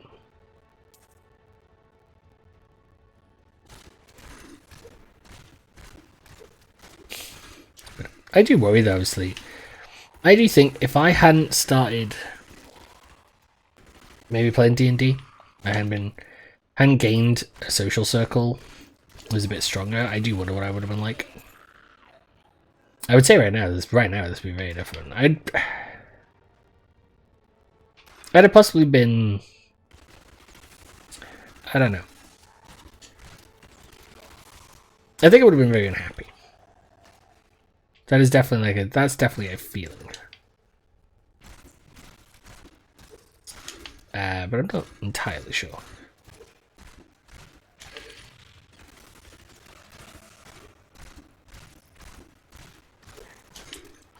Yeah, my nose bugged me. Why always the nose?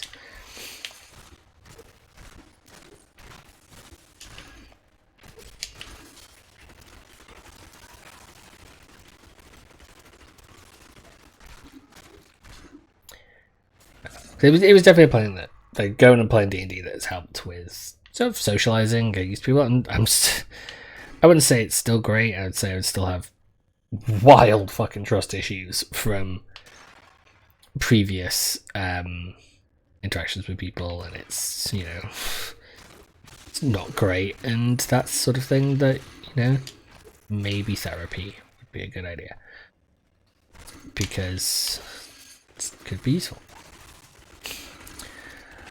But it's, you know, it's just a thing. It's a slow understanding and gain of, you know, trust.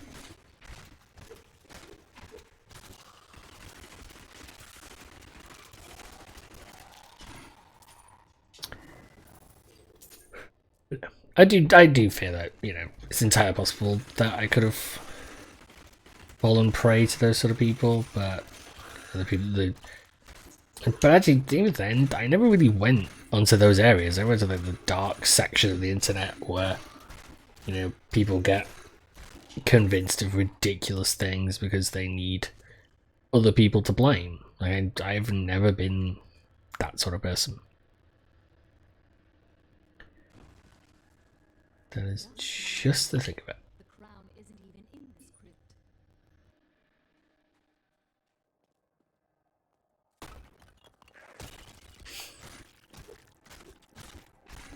'Cause I don't really go on stuff like so look at stuff like 4chan and stuff like that. It's actually kind of the irony to a degree that my like obviously being autistic means I have trouble sort of with socializing and just stuff like that, and ironically that also extends to interacting in that regard and do stuff like that. So I've always tend to, like, that of me not being sort of taken in by these sort of grifters and charlatans is just simply due to the fact that I don't really talk to people. I did for a long while. And my time at university was not great. Like, it just did not go well. And that's the best way to put it. Like, it's just the stuff that I thought would have ended when I got to university was still stuff that existed. There was still people who were basically bullies. Not in the same way. Like, it was more just like people being shitty. So not actually bullies, but relatively close. I mean, that's the sort of, that was definitely, because that was an issue. Yeah, people sort of, it's sort of like, you know, people talk behind your back, and then, well, actually, I had one person who complained about me behind my back to 2 other people, and then I had them complain at me for something that was, that they were choosing to put on me, despite the fact that it was something that we decided as a group. Because I went to university to, I basically studied film, which, you know, given my YouTube show, shouldn't be surprised.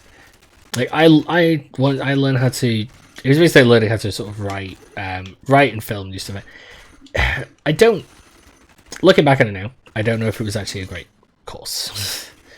I think I maybe should have looked for something a bit more specialised to the area of stuff I wanted to do. Instead of just something that was like an all round, and you just kind of learnt bits and pieces. But I don't really like you ever learnt anything. Like, you never really felt like you learnt something special, specific.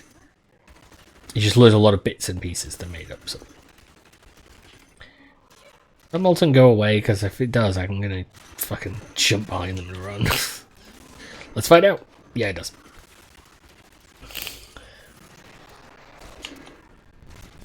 Yeah, and they explode. That's a new one. But yeah, but it was basically, I went to university, did a course, and, you know, did a past course all about sort of filmmaking and writing and all this other stuff. And one of the things we had to do on the course was we had to make a short film, and you had to do it based on, I think it was based on like scripts that had been previously written by other years, because that's what the course did a lot. It recycled. It wasn't always great when it did it.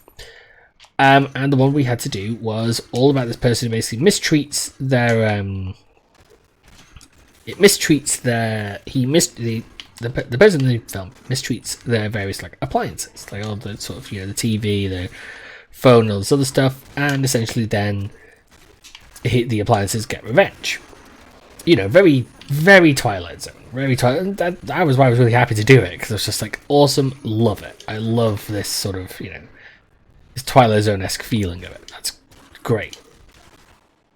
Actually, was it written by someone else on the course?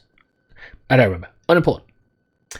And so, yeah, that was the thing we had to do. And now this person was the one who basically went, oh, well, I will edit it for our group. And now, obviously, what I should have done, well, actually, twofold. This is a couple of things. Had at that point had a show and was running it and could have edited it in my spare time with no issue, and I knew everything I wanted to do with it. I could have easily I could have put it together. What we didn't know, and what this person did, alongside the same thing of being, talk about me behind the back, was that this person apparently had also, and this also shows something. This shows something as well. You've got to remember that I don't know if I can.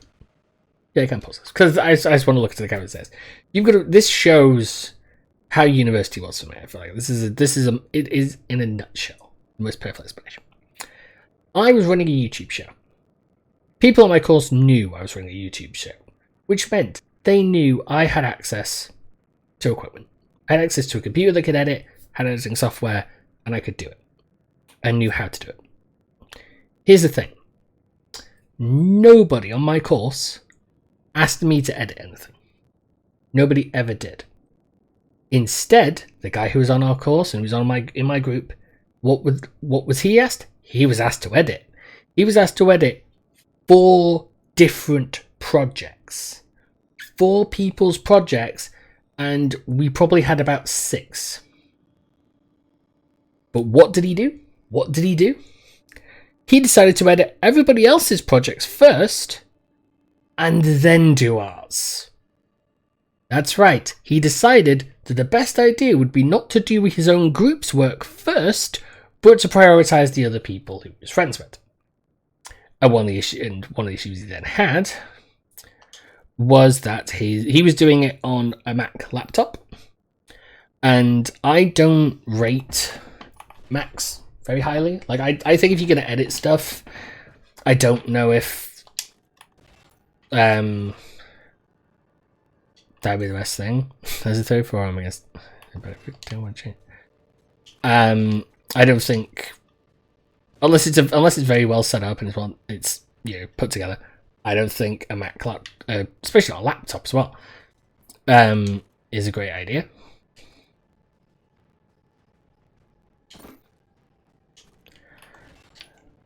But he decided to do it like that. And now, obviously, one of the issues he had, and this is one of the other ironies as well, that's why, if he said, was that he didn't know how to do a green screen, or he was having trouble with it. And because we'd used a green screen, because, science fiction, we wanted to do something special, and I got my green screen set up, I got the lights set up, I did all this stuff, I did all this other work to make sure we would be able to. And then he went and complained. Oh, yes, I'd forgot about that. Behind my back to other people in the course. People did not like me. They were the two people that complained at me. They didn't like me in the first place. But they then complained to me about it. Instead of him saying to me and saying, that he was having trouble and that he couldn't get it done, he just complained to other people and then they complained at me, despite the fact that I was not the director. What I essentially was the technical. I set up the green screen, I got that stuff set up, we used a whole bunch of, I shifted monitors and my Xbox about and stuff like that. I set up everything. I was the props department, essentially, for getting all this stuff. Jeez, log out to tech. But he still complained, despite the fact that this was, it was a choice that the director, a guy called Mike, who's very, very good, one of the few people I actually talked to, who's a good person, he was good people's, had wanted to do. And the issue was, otherwise, if we hadn't done it with the green screen, how was he going to do it? That was the obvious question we had later on. I thought about it. It's like, well, you can complain about it all you want, but you did not offer any situation. You chose to instead do this thing. I need to run away from these guys for a minute. And now you have to deal with it. But no, he said he basically chose to blame me for the issue. And complain to other people about it. I was like, well, he chose to edit it, so at that point it's his issue. But that was the thing. But it was stuff like that it showed me that he was the shitty sort of person. He was not someone to be trusted. And at the end of the day, he never finished our project. It was sort of half finished. It looked terrible. He'd made choices that I wouldn't have. And it was just absolutely ridiculous. And the fact was, he had never said, he didn't say to anybody that he couldn't do it. But he chose to do it anyway. And that is just truly a lack of taking responsibility. And I think that was the thing that really pissed me off about it. It was just like, he was more than happy to blame me for his own fault. Because the thing was, I had all the footage as well. If he'd asked me, if he'd sent me a single message, sent a message and said, "Oh, I can't do it," then I could have probably put it together actually at the time. I don't know entirely if I could have, but I would have certainly given it a go. And I probably would have done better than he would have. And given the other fact is, I could have easily stayed up and worked on it and gotten it done. But no. And so and I mean that's the thing. I've forgotten where I started with this story, but that's the thing. Like I have stuff. Oh, that's right. That's where I started with the story. It's the fact that basically by the time I got into the third year, actually I think by the time I got into my second year of university, I didn't talk to people. Like if I, for the most part, avoided everybody.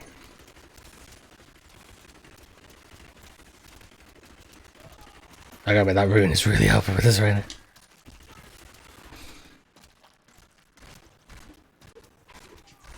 There we go.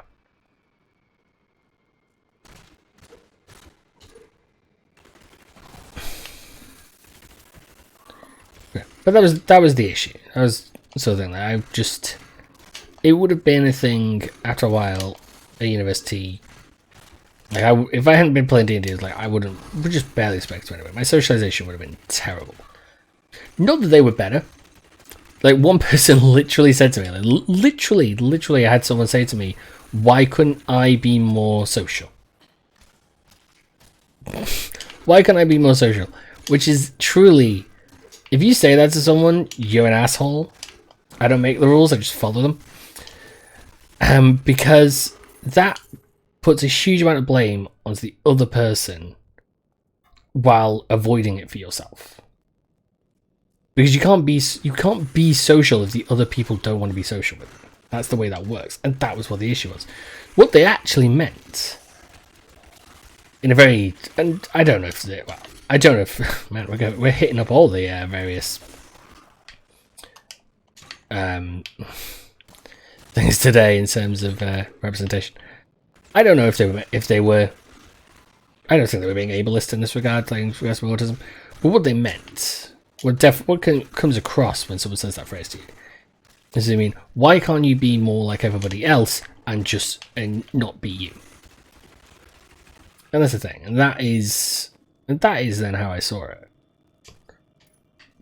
because that is what it is. That's basically what you're asking someone to be, like, saying. Because someone to be more social, but you're not actually interacting with anything else in that situation.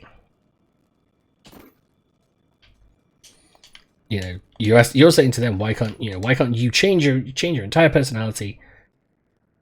But they're not doing anything to sort of they're not willing to do anything to make changes. And that was the thing. And that was just the thing. So I just after a while I decided just wasn't going to talk to them. I didn't interact with people. My final project, luckily the final project on the course was one where you could film a movie, like a short, which I just didn't want to do. I didn't want to be a director. I'd been a director already on a project. I didn't like it. I don't like having to do all that stuff. It's just too much stress for me. But instead, one of the other things was you could write a movie. And my course tutor actually suggested, well, given that I was a big fan of sort of writing TV shows stuff, because it's a lot of writing for animation, why don't I write the first 4 episodes of a TV show, of a TV idea, which I did. Well, it was the 2nd to 5th episodes of a TV idea, because I would have written the first one as part of a different project. And so that's what I did. and I really enjoyed it, and that was really good. But it was the fact that, yeah, after a while at university, I was wildly isolated from everybody else. So, and I mean, and that is the problem. Like, I didn't really have friends. Like, I didn't talk to people at all because no one wanted to talk to me. No one shared like the enjoyment of cartoons and anime. Everyone sort of had this very sort of scorn to it, so this real dislike of any sort of thought of watching something that was animated. But one of the things though that which kind of show like why these past scripts were terrible. Like the one I think the one we got with the sort of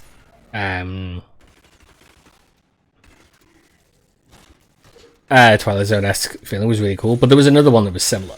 It had a similar sort of Twilight Zone feel to it, which I quite liked. Which might have been, I don't know if that was one that was written by someone on our course or not. I know one person on our course won an award for a script they wrote, which I thought was kind of cool. But they were an okay person. Not great. I don't think they really got me and, you know, my whole thing and stuff. But one of the ones that someone did for that same project, I think, it had it's basically this guy goes to a fortune teller. You know, already off to a bad start. They've got to a fortune teller. And essentially, each shown like the fortune teller is a fraud. Like looks the person up on Facebook, which I kind of laugh at now when I think about it. It's like, so basically, this entire person's fraud works off the sole idea that someone might leave their profile on open on Facebook because they're putting it on private, which because that would immediately destroy the whole scheme. And basically, this person goes to fortune tellers. I was talking to them, and he's talking about how I think it's their mother was murdered, and wants to speak to them, wants to get in contact, and this person starts doing the whole bit, doing the whole shtick, and but then oddly, and with no reaction to a degree as well, I was watching the thing. They begin to hear a voice. It's the voice of the dead person, which they should be a little troubled by to a unique degree. And so the person asks these questions, doing all these and it culminates in the son asking the obvious personal question. They say, okay, well, try guy. They ask, well, who killed you? That's the question they ask. They ask, who killed them? And what's the ghost's response? The son. The son killed them. And then suddenly, the son smiles at the fortune teller and kills them. And that's the implication, at least. Now, you could probably think of a few questions you would immediately ask upon looking at that story and upon watching it, which were all the same ones that I immediately, once I sort of looked at it, went, I'm sorry, wait, what? Which is, so this fortune teller doesn't think it's weird that they're hearing a voice and doesn't react to it in any sort of way to say that, hey, this is weird and not what normally happens, especially when the whole point is that they don't, that this hasn't happened to them before. Ooh, nice. So, I told you it was a vast edge. Awesome. Not a big fan of the colour though. Yeah, so you would think they would react to that, but they don't. But what's weird is this is the other thing of it, that they as they're going through all this stuff, like obviously at least it doesn't appear that the son can hear these questions, because that was the other sort of thing. Like it's obviously the psychic, the fake psychic, who is hearing the answers to these questions. So it makes no sense why, when they get to the end of it and there's that reveal that it was the son who killed them, that it doesn't make any sense as to, well, why does he then kill the fortune teller? A fortune teller who surely was very like it's the whole thing's like the guy, because the guy would have left obviously the evidence, people would have seen it going in, surely you would have had like some sort of link of a client or this other stuff, and it makes no sense. But it's especially because it says, like, if he knows this and he knows this information, why is he asking this information of her? That's the reveal doesn't work, because the minute you start picking at the threads, everything falls apart from any sort of logical standpoint. It's not like it's not like a situation where, oh, it's the killer playing up this questioning because they have to. It's instead this killer asking a question that they already know the answer to for no reason. But the short film plays it up as if it's this something else entirely, and it was just hilariously awful. It was one of those things that once you start pulling the thread, you suddenly realize the threads of it. You suddenly realize, wait, this doesn't stand up. This doesn't hold up. It makes no sense. It's an idea, but it actually has no connection.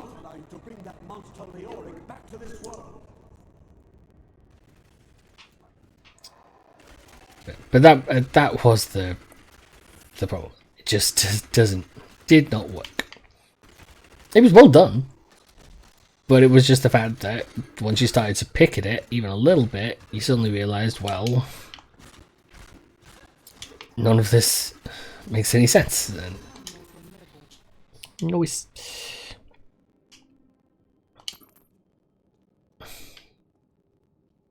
That was the actual sort of run with it. So I don't know. I don't fully remember now.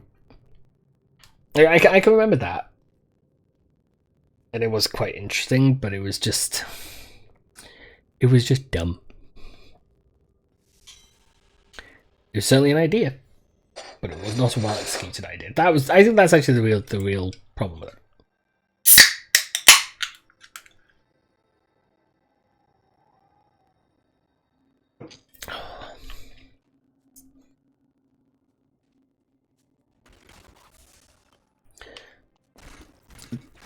That it was a thought, but not well executed. Whereas ours was just not well executed, not even well done. That was actually very wrong with it. So it wasn't executed well. It was more the issue that it wasn't even executed at all.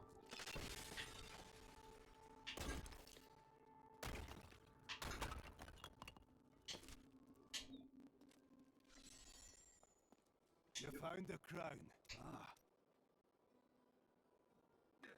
It's good to work again. There. New as the day it was placed upon the Black King's head.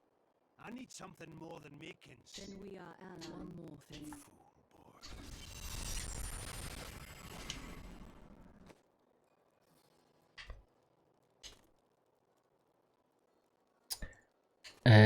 But slightly stronger.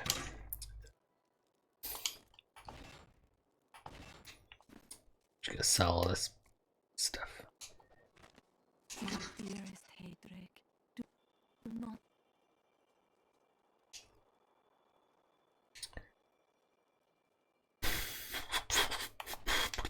You despair, my love.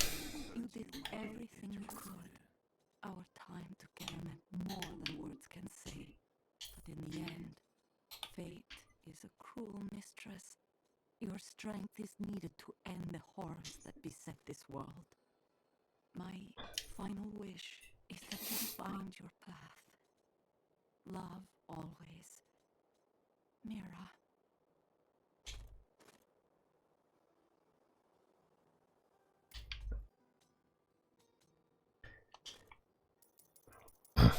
There were some, so some. Obviously, you've got like early sort of filmmakers and stuff trying to come up with ideas, stuff like that, and some of it was just. Some ideas were better than others. There was one person who their whole their film idea was, and they did this like twice.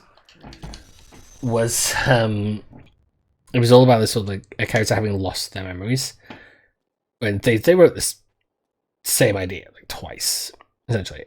But the second time, the title of this film about a character who's forgotten their memories, the title of it was Forgotten Memories, and I couldn't help but laugh in a way. It's just like, did you even try to come up with a name? Did you just go with basically an abrupt description? And I couldn't help but kind of find it funny in that regard. I mean, I have often been terrible with trying to come up with. I'll tell you this: trying to come up with a name for like a TV show and a film, ridiculously more difficult than it should be. Like, sometimes it's really easy, but a lot of the time it is surprisingly trickier to come up with stuff than you think it would be. I want to change how these pants look because they look so dumb. They're so frickin' bright green. Yes.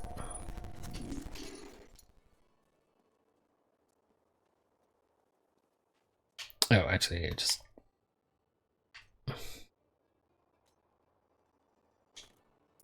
What do I need to do? Complete enough on the rift. So with 5 bands of rubber. Oh, is it? Those are all ones I'm unlikely to do because they are all seasonal.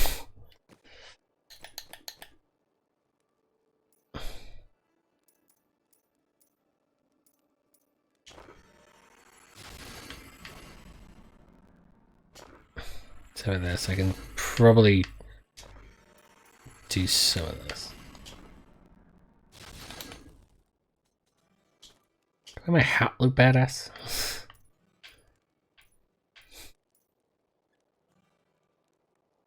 That does look kind of cool. Yes, please. I wish to look badass. To go hunting demons. But yeah, there was another one as well who went to these like presentations, as you often do. And his whole thing was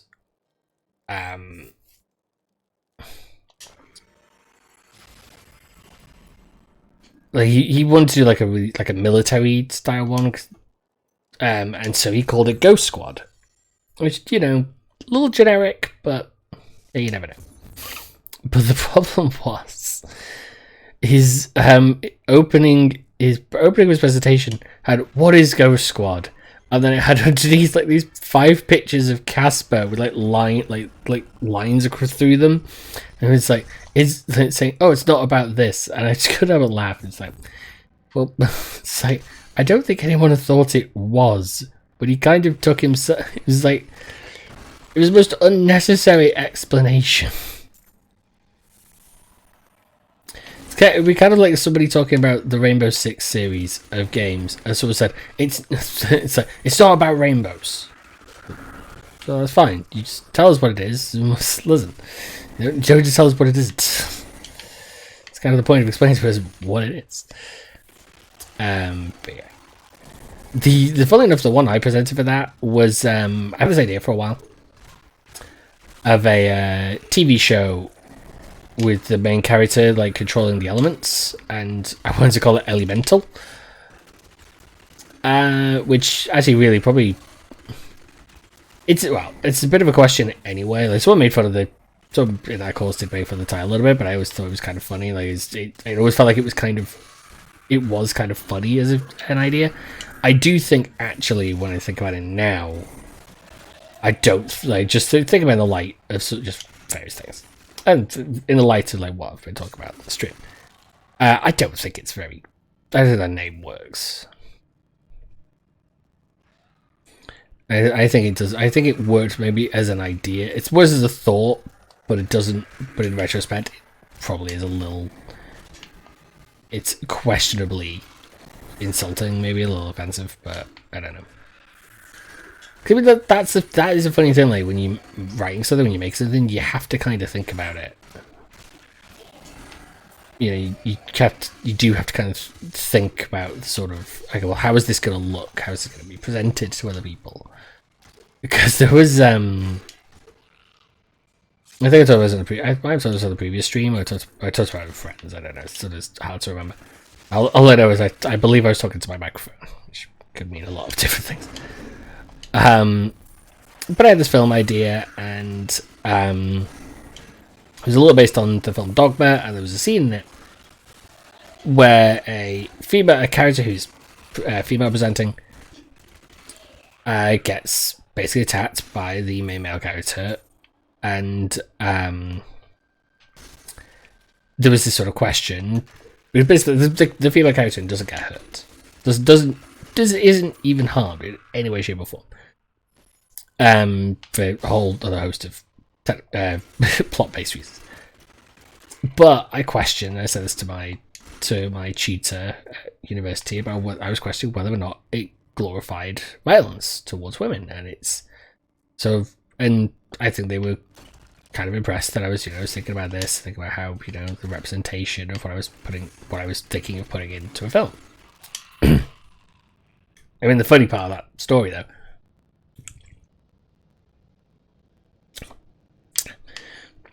is the response from my tutor was, well, I'm surprised that you're more concerned about that than getting complained at by like a specific religious group.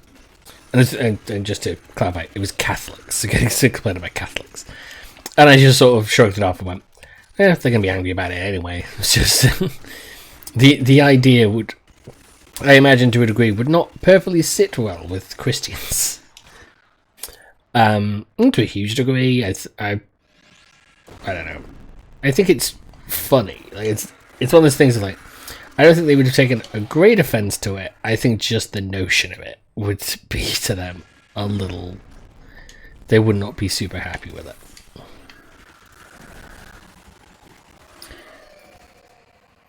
But like I said, it's based on I got heavily inspired by the film Dogma of Kevin Smith's. Which I should watch again. I've not watched it in a long while now. It's got at least a year or two. Go a year or two without watching Dogma. It's definitely not like me.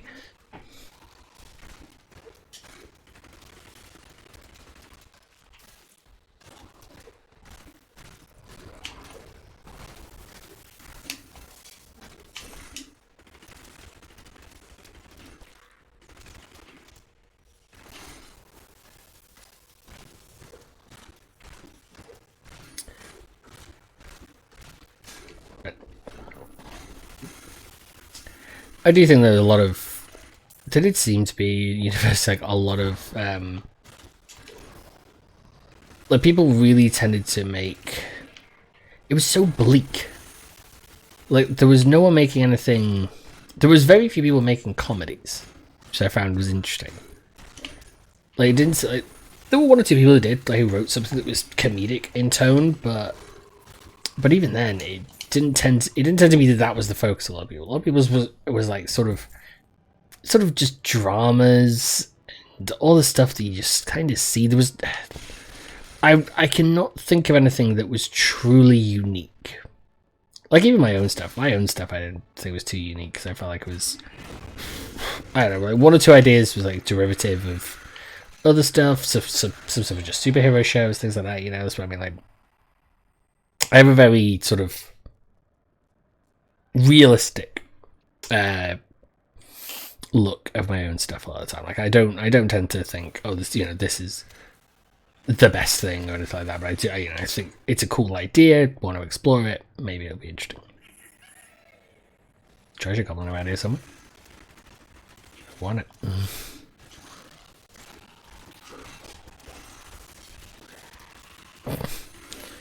I'm purposely getting into the middle of them so they'll set off my my murder, my sticky. Where are you, little treasure goblin douche? Kill them! I'm still waiting.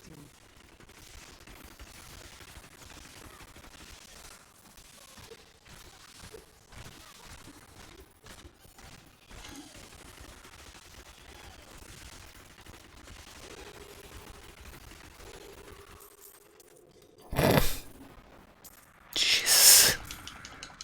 Oh shit. Love that. Picking up all that stuff like open the door. Oh.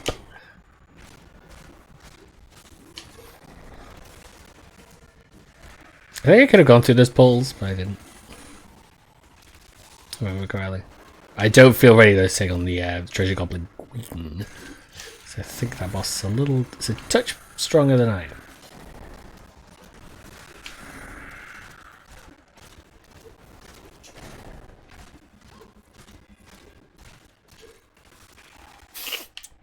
But everyone at university seems to want to make stuff that was more, I guess I want to say adult, but I don't really mean adult. I just mean it was all the stuff that was very like,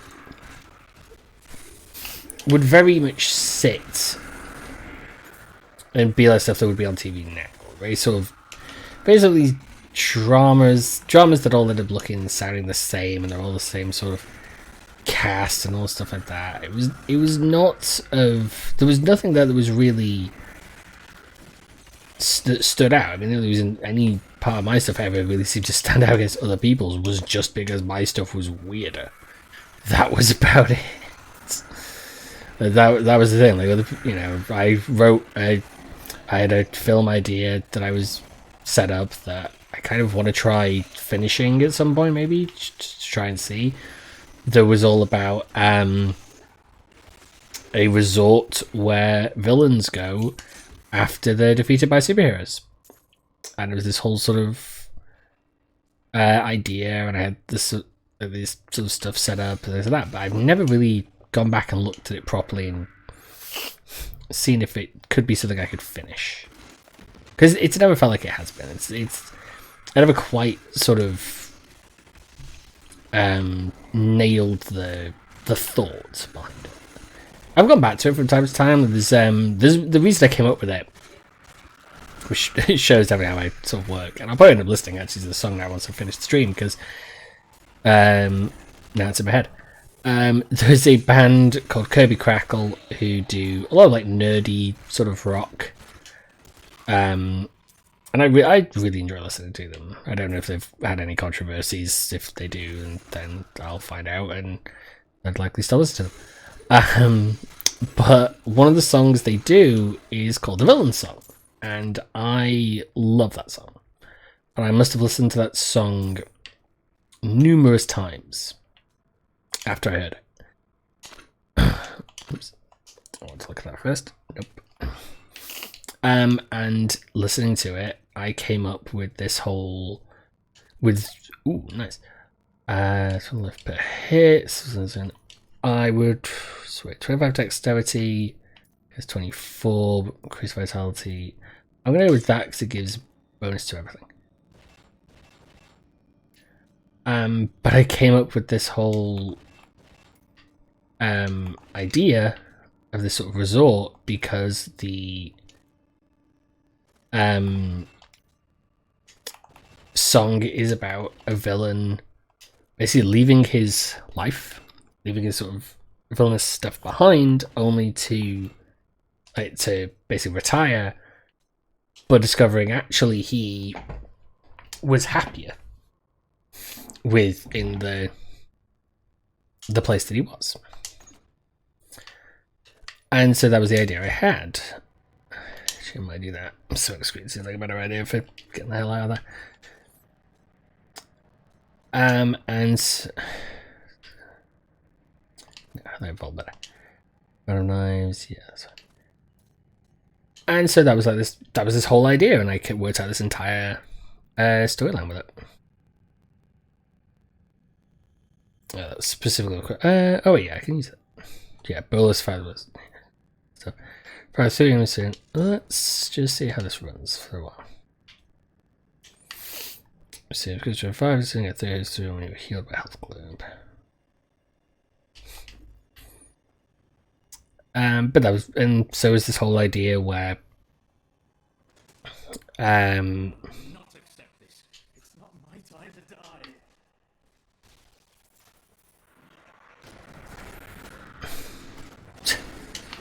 okay, that's pretty good. And basically, yeah, the whole film idea was that basically like a villain finishes up his fight with a hero, flees, ends up on this, travels to this island they booked to, and then the island basically is attacked by government forces who have discovered it, and they basically try to take them out. But the problem is I could never really... I couldn't figure it out. Like, I couldn't finish it. So that was the issue. I was tempted to try and do it as my like a final project for university, but I couldn't... trying to go for me. But I could never really... I never found that through line, that plot that would take me from beginning to end. Which is what became...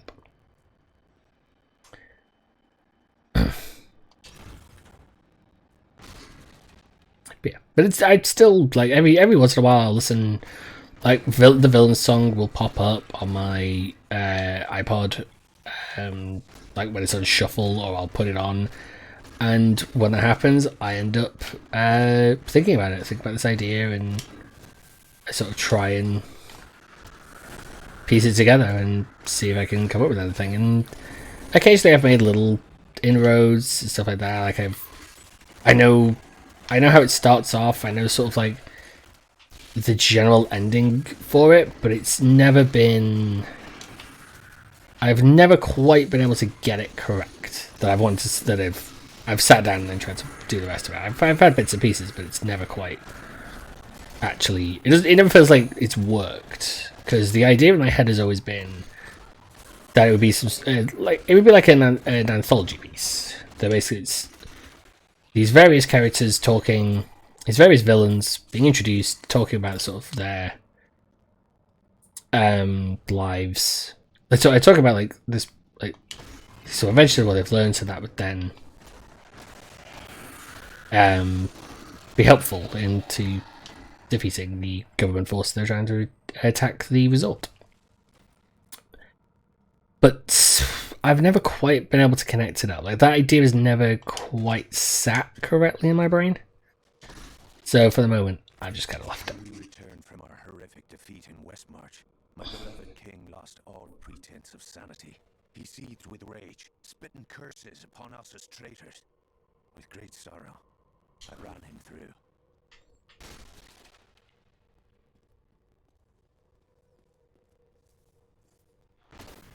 See that? Your fear betrays you.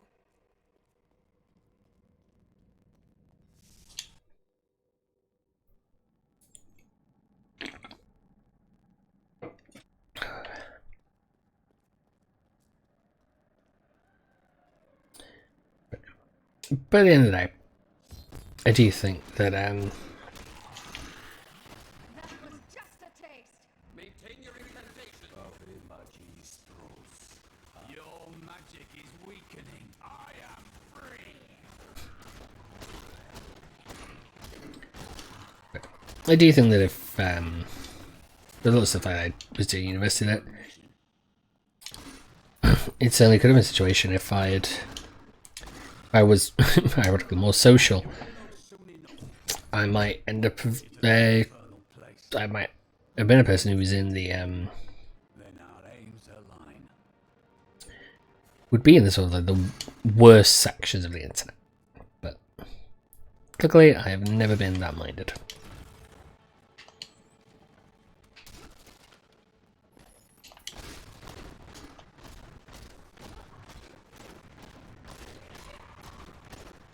I think you can give these guys certain weapons, so I might end up looking through some of the stuff that I'm carrying around. Let's get to his equipment.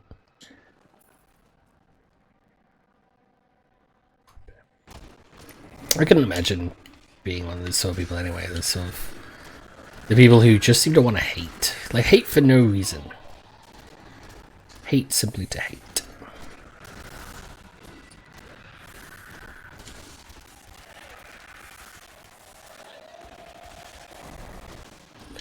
So I mean, it's funny. It's like one of the videos that I keep saying I want to try and finish off, and you know, maybe someday I will. It's always a possibility.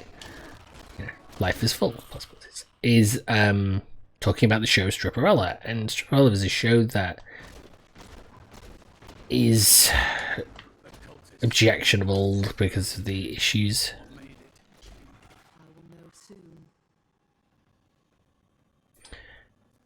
That it is slightly there's a show that has some slightly sexist things, and it's questionably offensive in other sort of varying ways. But it's definitely something I find interesting to talk about, and I have found interesting things I want to say about it. Then you will have to fight your way past John Dar. There is no reason we should hunt alone. I often prefer to be alone, but I will make an exception for you. I believe. I thought there was. Oh no, actually, maybe he's not counted as actually being a party yet, so I can't do that.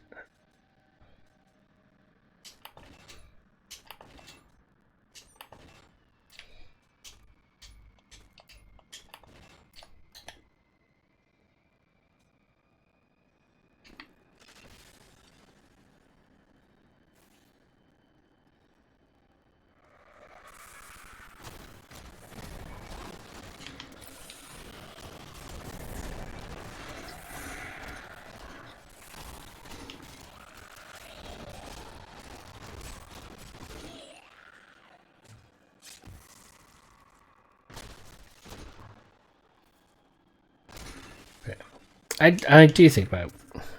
I do think it's maybe if I can get stuff sorted and I can get stuff like the ADHD stuff figured out, that then I might be able to get back to making stuff.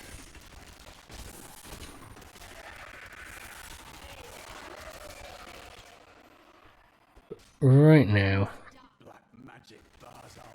for the most part, I don't really see me making anything, because a lot of the time I am just stuck. That tends to be the problem.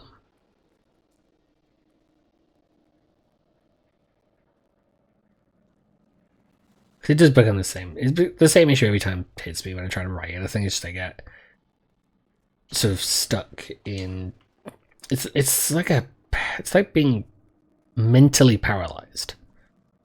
That is the issue. That's the best way to explain it, because I start trying to come up with ideas and I sort of spin my wheels and I cannot get anywhere with it, and it's, you know, it's the problem. How could you succumb to this? Please forgive me. My vision was clouded by the Coven's evil magic. Betrayal can never be forgiven.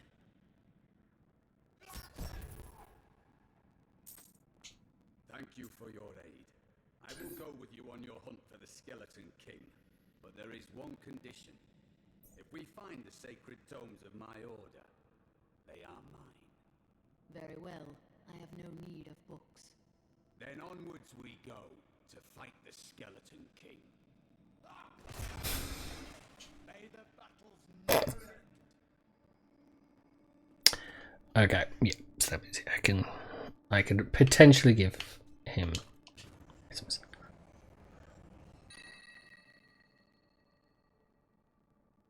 Okay, that's pretty cool. This per second, yeah, I'd rather have a higher level piece of armor. Now, I believe I can give...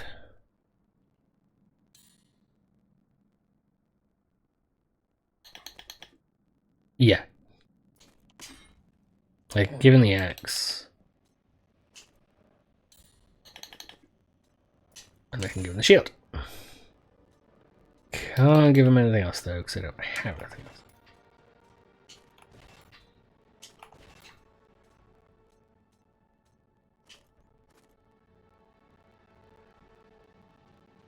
Yeah, let's go with that. I'm going to be going up against the Auric relatively soon. I would like to not have to.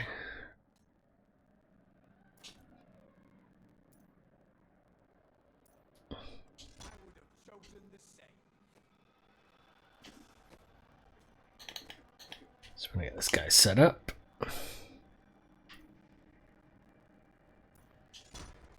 So let me do that, and then taunt enemies near you when you were hit.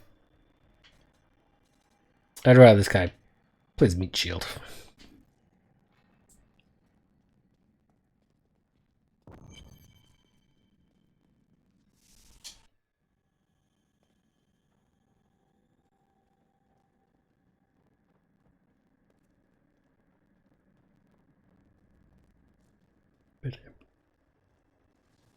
I would say most of the stuff, like if I most of the stuff I've ever come up with in terms of films and TV edits have always been like fantastical. I've never wanted to write anything realistic most of the time, or if I do, there's usually something to it. But I rarely, if ever, write something that is based in reality. Like I like writing science fiction, fantasy stuff. It's way more enjoyable. I think that's the thing. Like I don't like writing real life stuff because real life stuff to me is dull. Like, it can be interesting and people write it really interestingly, and that's perfectly fine. But a lot of the time, I want to write insane things. I want to create stuff that is, like I said, that is absolutely sort of fun to watch and fun to see, and fun to see animated as well.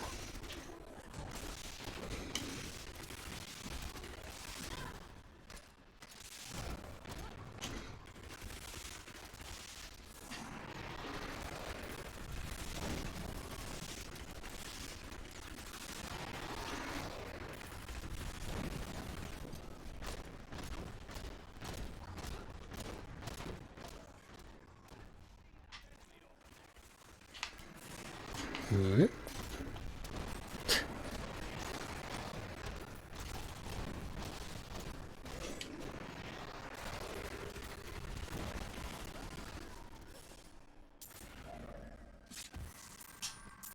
Yeah. I think it's why I like the BoJack Horseman so much, because it's a real, you know, it's fairly sort of realistic to a degree, but has, you know, stuff that's well animated.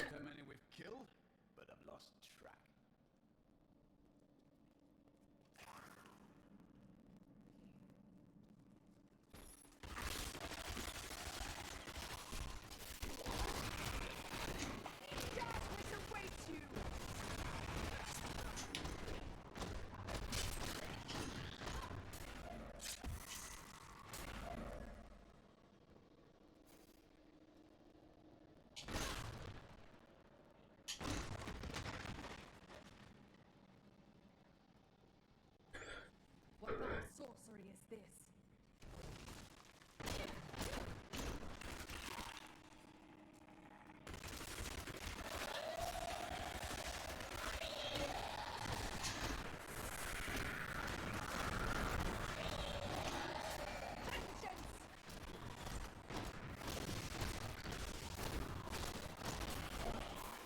I do hope at some point to get back into doing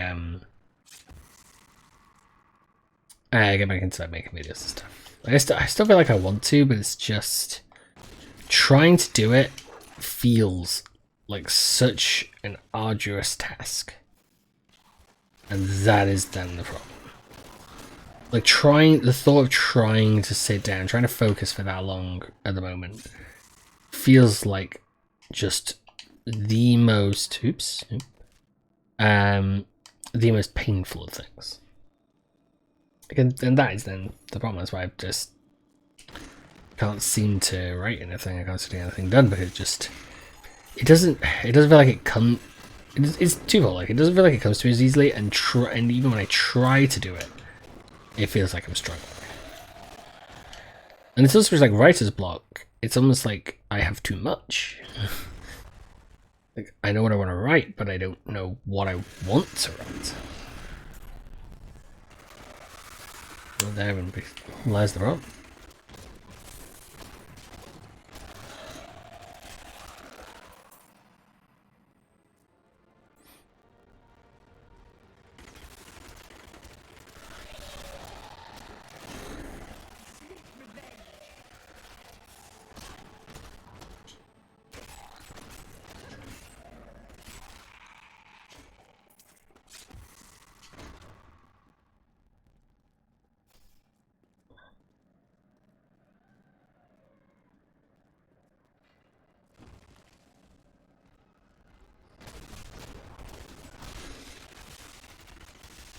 I should actually have a look on skills because I was able to gain something extra. Level 15.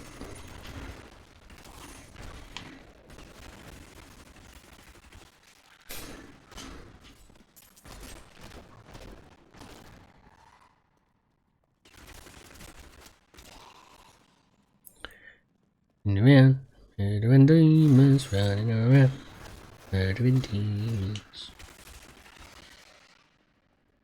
But yeah, I think Wednesday will play something a bit more difficult.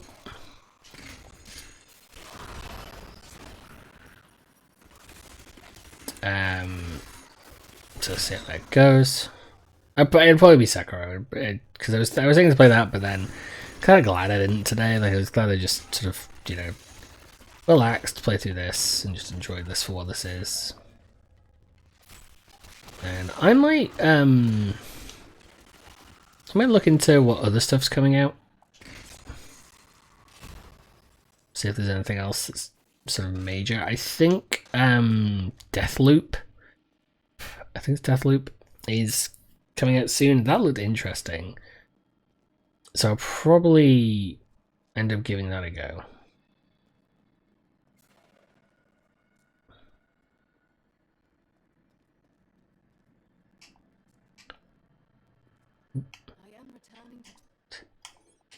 Keep forgetting which button does which. Yeah, might as well. Okay. See if I can finish the. So I can get this done before time's up for the stream.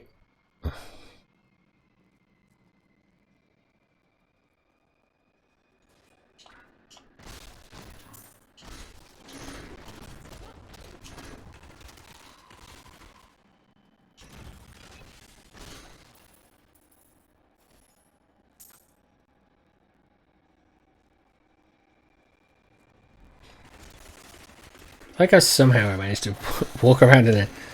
Like I managed to end up in other places that I had not before been to. While actually going what I thought was the same way I had already gone.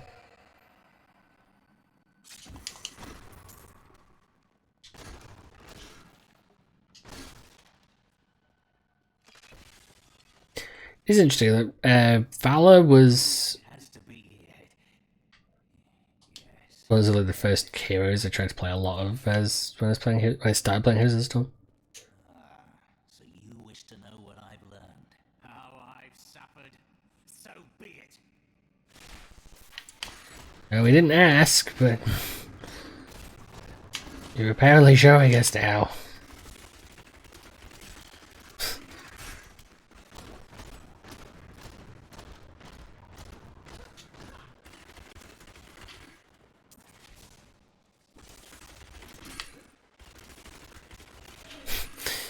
Demented conjurer sounds like truly like the most insulting of insults. It's like, you demented conjurer.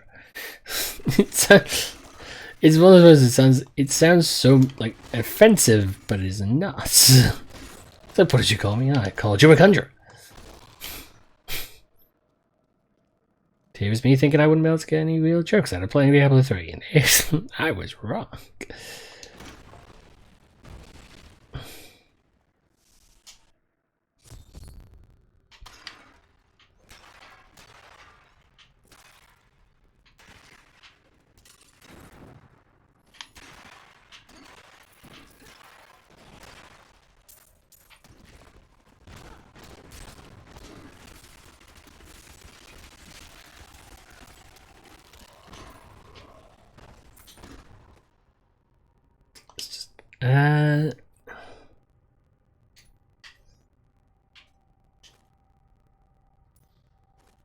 Yeah, it's a little stronger. It's cool to have all skills plus one discipline. Yeah, it's that is a weapon designed for me, so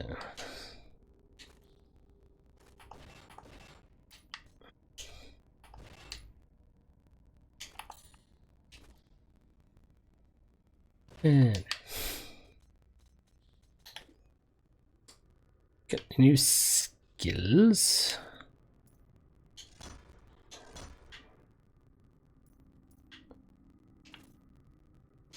Rapid fire does. Yeah.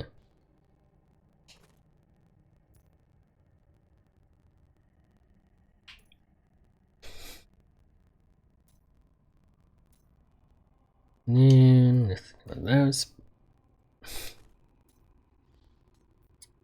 Actually, let's use. I haven't really been using fan either. I got so set out to the other. Full need.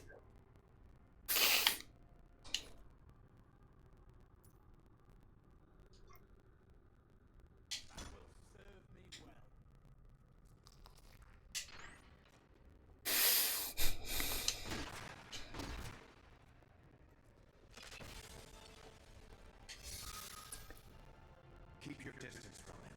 This burden is mine to bear. May death bring peace from your madness. Traitors! Even in death, the armies of Condorus will still obey their king. Even if you will not.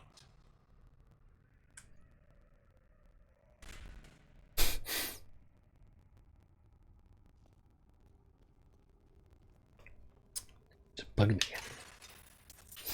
Don't know what it is about being on camera that seems to. And my nose decides to be the itchiest, most irritated thing possible. Maybe I'm allergic to streaming.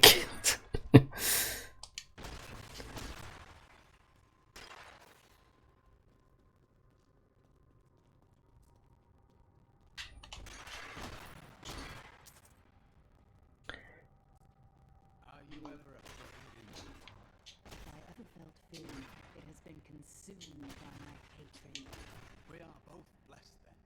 My faith leads me against fear.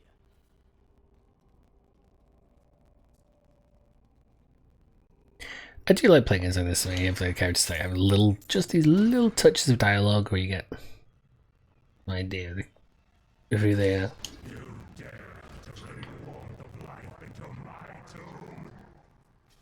We shall put you down, Hellspawn. What is the obvious question? Why is someone's tomb so elaborate?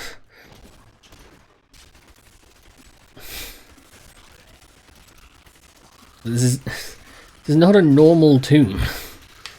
It's this sort of, in fact, it's a multi-tiered. It's like it's a multi-tier sort of situation.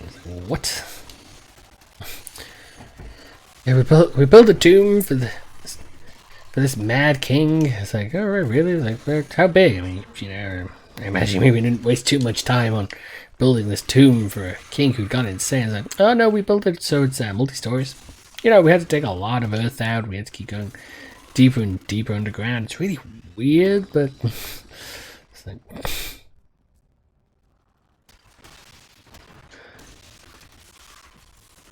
like one line of explanation would have been more interesting. Just all he would have had to say was like, "Oh well, you know, his magic and all this stuff has warped it, and now it's his tomb is huge." This sort of thing. Like, think about it. Someone has to be buried down here. They then have to walk apparently the equivalent of like 5 miles.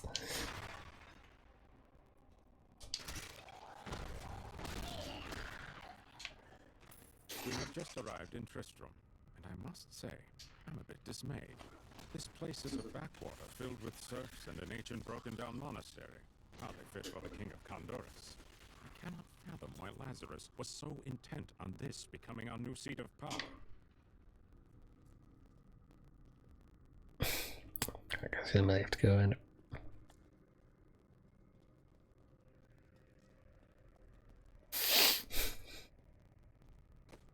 Can I level up again? It's the only problem to level up, you sort of forget. Yeah, I don't feel like I need to gain life for dealing damage. Vault has... Ooh, fire new enemies for vaulting. Yes, please. Not ready yet. Oh yeah, that's the... I kind of forget because a lot of my abilities don't have like a long cooldown. Like the B button is the thing that one of the first ones where your cooldown is kind of insane.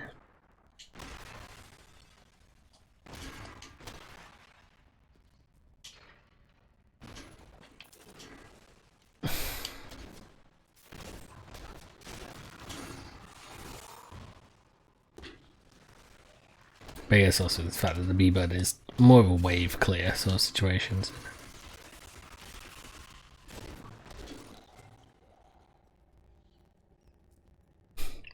I would love if Heroes of the Storm managed to time with Diablo 4 and bring Lilith out as a character to players. I mean, they probably won't because, I mean, they've not really... I don't know how much time Blizzard really puts into Heroes of the Storm now. I'm glad they've kept it going. I would actually be legitimately sad if Heroes of the Storm went away because I really enjoy playing it, and I do, you know, reasonably well at it occasionally. It's a good game to play with friends because I would not want to play other MOBAs. I don't like them. I don't understand half time because they're far too in depth that it's a bit baffling to me. You will never defeat me.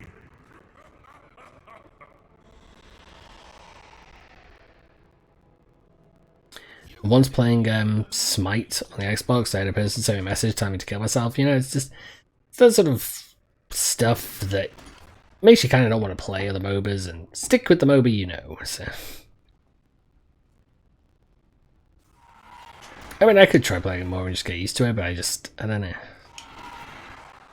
I mean, playing on the Xbox, so it's gonna be a touch different. But it's just the intricacies of it. There isn't much to understand the Heroes of the Storm, and I quite like that fact. I don't have to understand this sort of all these things, all this balance, and do all this other stuff. It's like, nope, all I have to do is do my role in Heroes of the Storm and do it well. If I do it well, everything goes well.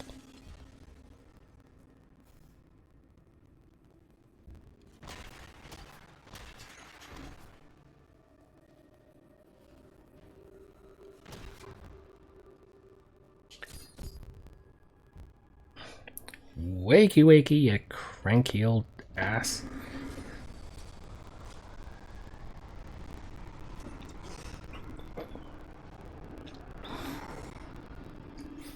You have the other question of who exactly just sort of put him in a chair? Why does his tomb have a chair? You think, oh, a tomb. Let's put him in a coffin. No, let's build a gigantic freaking chair. That makes sense. Stop trying to do your March of the King. Will not work, it will not kill me. Ah.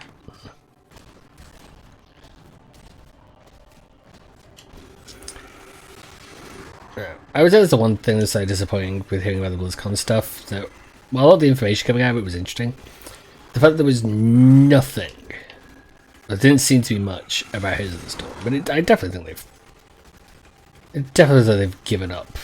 I think to a degree, not entirely. Like I think they're still doing stuff. They're still producing stuff for it. And you know, it probably is still making them some bit of money. But I don't think it's making them that much money. But Blizzard at least are people who, if they've got an idea, they'll keep going with it. They don't really let it. It does feel like they're not like Google. Google is like who goes, oh, we have this idea, it's not worked. Okay, right, let's kill it. Blizzard sort of is like, oh no, we're gonna do this, we're gonna make it good, and I think they've done what they can with it a lot of the time.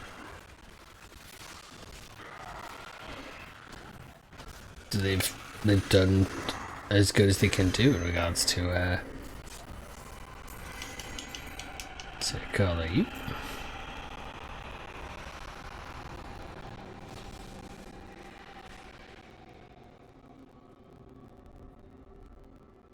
Do you think they've done as well as they can in building up a MOBA when they could have just left it?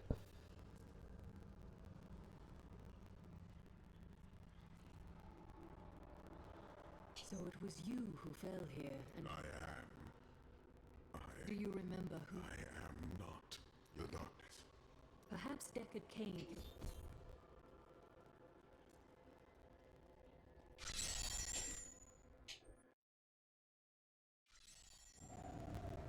I ventured far to find the power behind the fallen star, but it was only a man. He can recall nothing of his strange arrival. Perhaps Cain will be able to find the truth of this matter.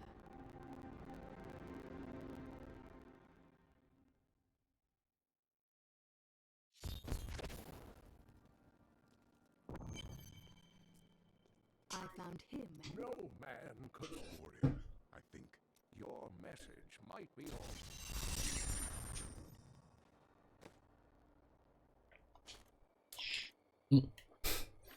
Travel up with a hit. Okay, that's it. That keep me from getting absolutely murdered, so that's good. Yes.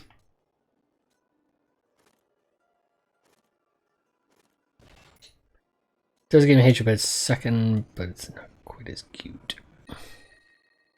Oh, it's crime.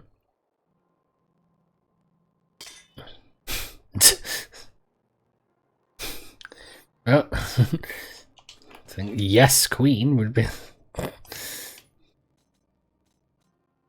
appropriate thing to say. I heard the fact that I could take that in, yeah, because I could actually change it out to have a look. I've dug up some new things for Otherwise, you to look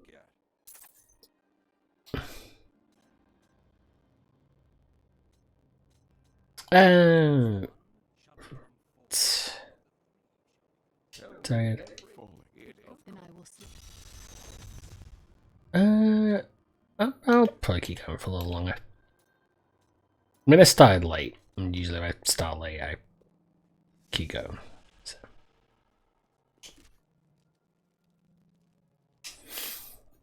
And I'm still in Act 1 as well.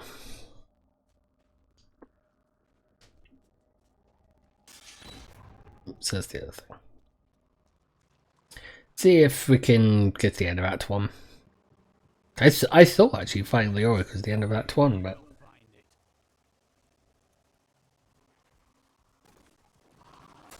maybe I was wrong.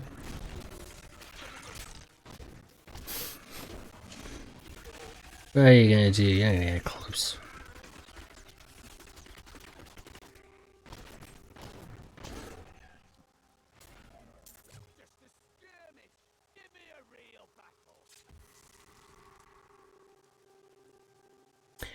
It would be cool though if Blizzard did add a new hero to to Heroes of the Storm, there was Diablo base at the same time Diablo 4 came out.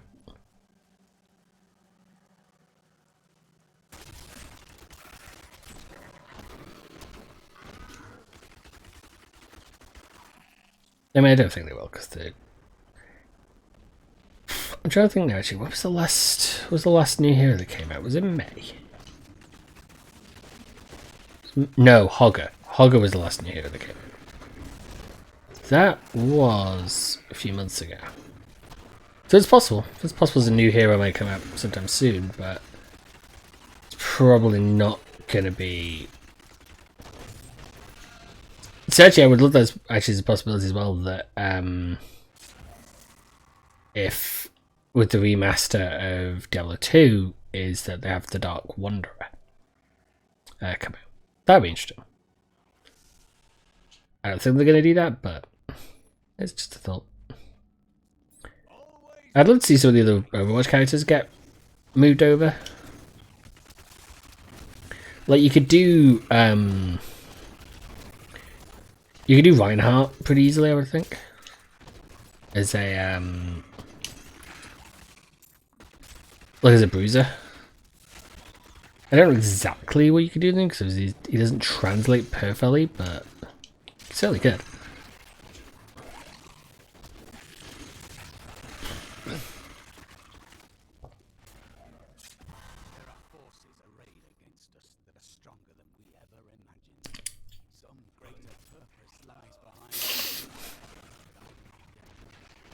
Probably because there isn't one. Let's go.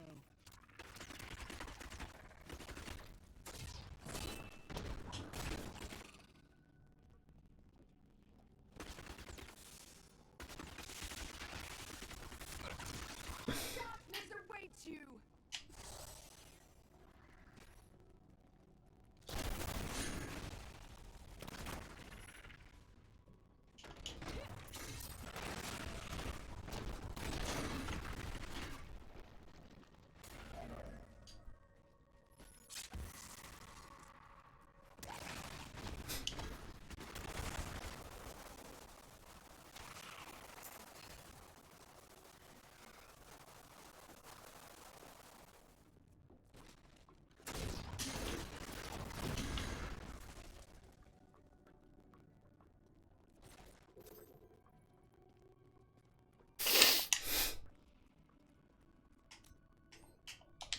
I need to go back. Oops.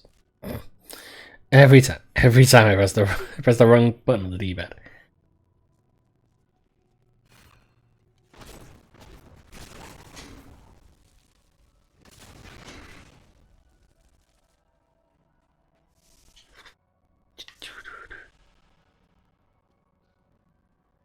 I wonder if this guy shaved yesterday in the mine.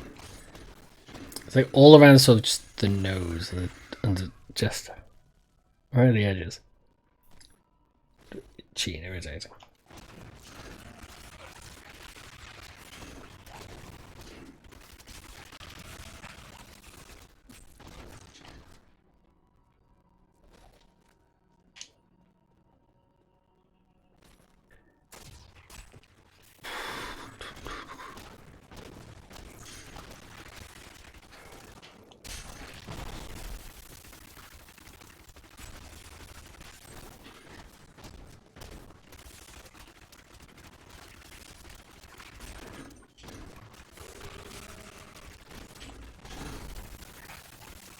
Not great for this area to have so many walls that sort of block off vision in the same way.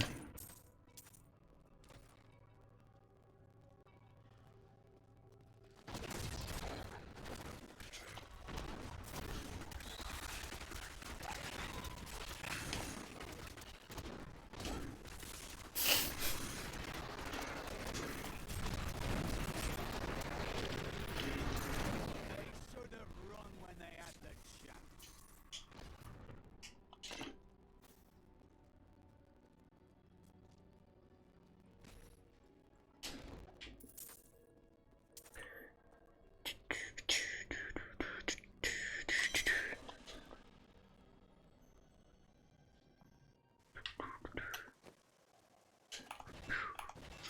I should always sort of quick check his beforehand.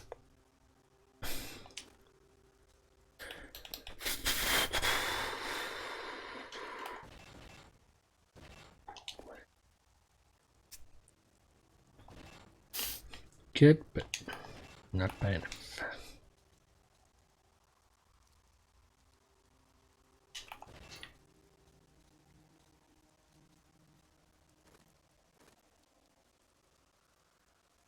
Yeah, I got those check that for me. The creatures that killed him can't be far.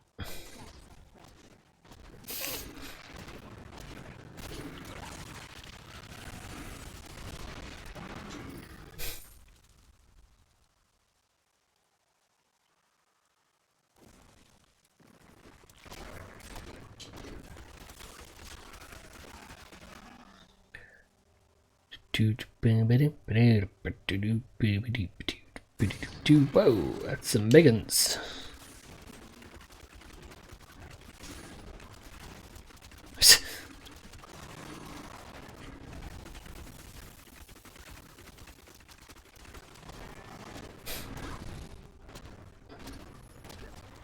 Keep back, flip it away.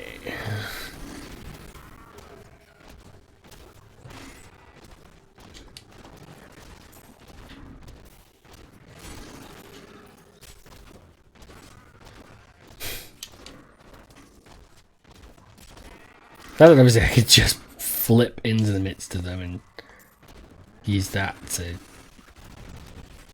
like heavily damage. Pretty good.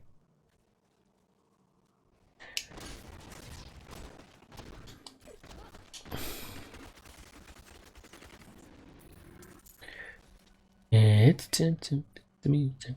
It's time to light the lights. It's time to get this started on the Muppet tonight. Song is catchy and will always get stuck in my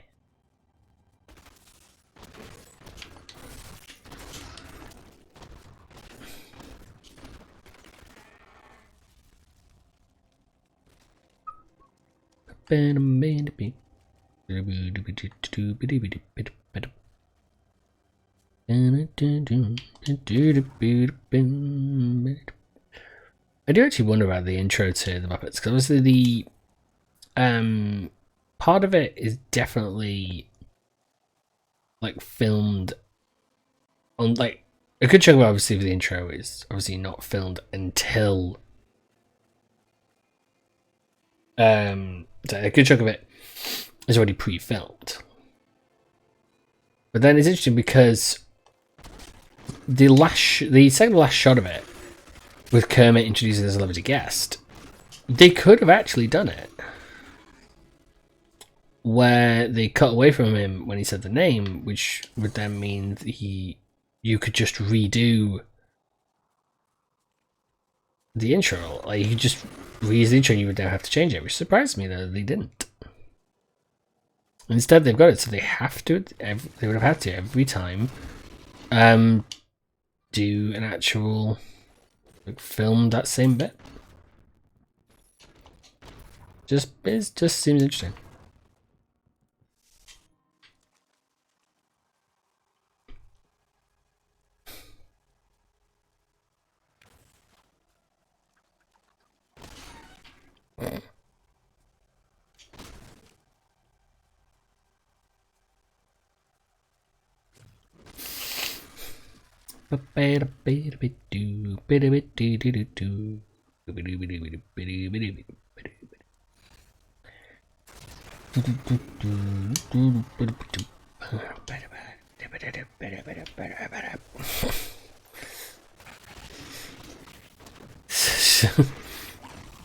I do just love singing stuff, and then just like if I'm not actually singing it, and I'm just like doing whatever, I'm just humming the melody, and I just start to slowly have the melody become more and more distressed. So it just goes from just gets more and more slowly insane.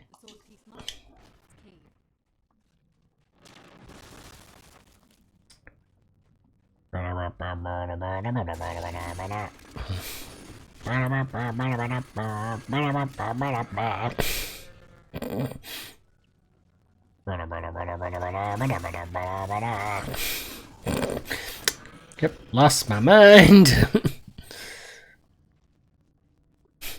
Whoever's that? You've gone crazy. Well, yes. I actually to finish watching the rest of the episode of the Muppets I was watching. I got because I got distracted, which is part of the reason why I started late. I was because spending a lot of time with We must hurry with the ritual. my nephew, who I basically instead of they didn't come in, but the obviously the current orders. But instead I went out with them to the park that's near me, so it was quite nice. So yeah. But obviously spent a little bit of time. Who are you to take what is mine? Spent a little bit more time than I meant to. This sword.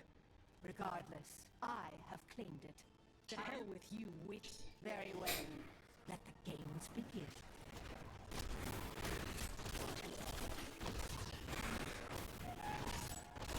Try to make myself flip backwards, but I don't, so I'll take it close.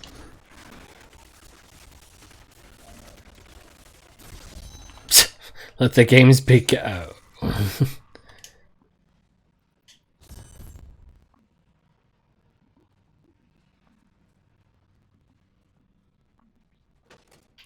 Do it the quick way, or we could do the let's look for everything first and then do it the quick way.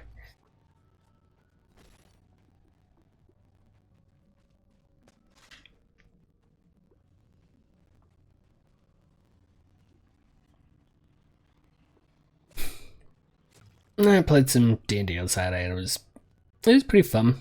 But my character idea definitely did not work.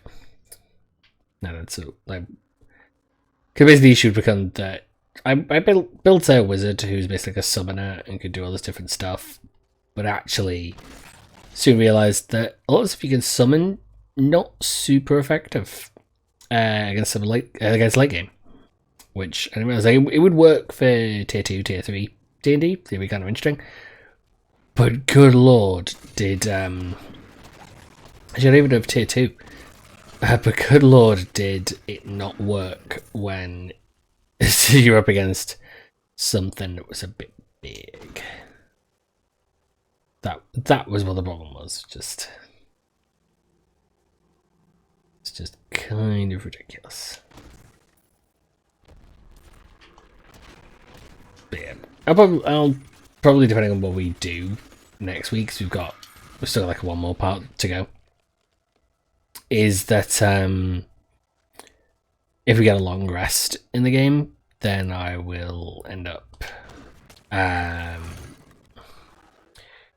heavily redoing certain things. Like I'll change around the spells that my character's got and maybe add some stuff in, because there's certainly some stuff they could have that would be powerful, but the summoning idea, not so much. It just didn't work in the way I was hoping to. Early stuff, maybe it would have definitely done better. I mean, I actually could see it in like the early stages working, but that late on just wasn't functional. It just wasn't a viable build, really. I think at the end of the day. And the irony is, what we probably really need to a degree at this point now is someone who is who can heal a bit better. Because we had a healer, but he wasn't able to make it in the second game, so it's a bit of a problem. But he's not a full healer because he's playing the monk. So, monk, who's the newest subclass of a monk, is one that can heal, but it's still not, fully designed to heal.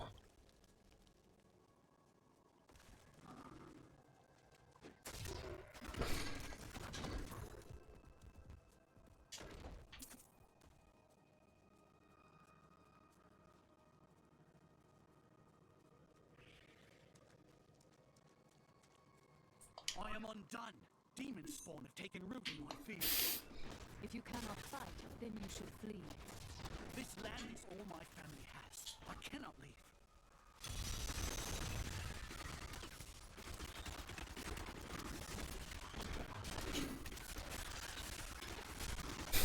I like when they all crowd around and just get poisoned.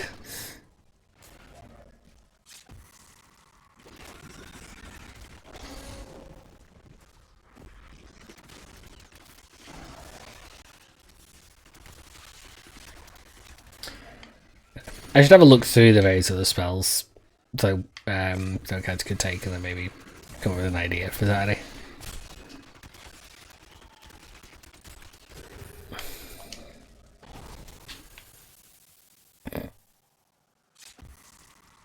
My land is safe. Tristram's family will...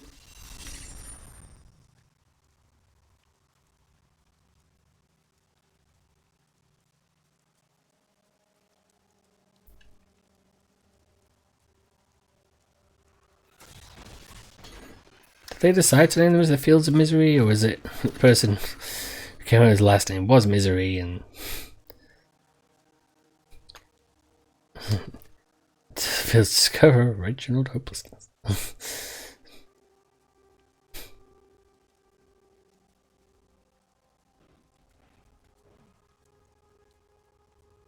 That I think is one of my favourite jokes in the Futurama movies. The Cave of Hopelessness. Named after its discoverer, original home to the tunneling horror. Anything is so the other parts that are not quite as good, but that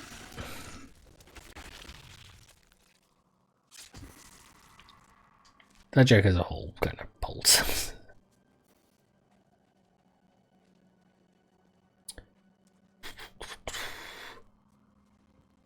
I know there is a way to get to that farm. It's over there, but I thought, don't know. Perhaps I have not spoken to the person I need to speak to.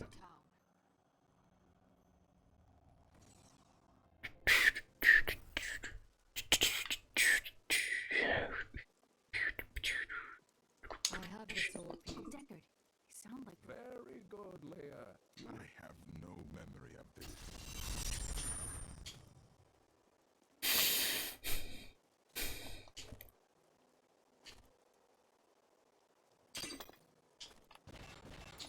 The fact that we're going into like deeper territories, probably good.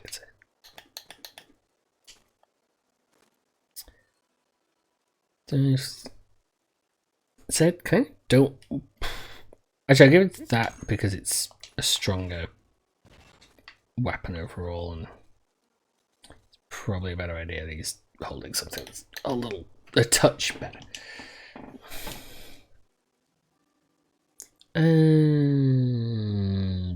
No, I'd rather keep what I got.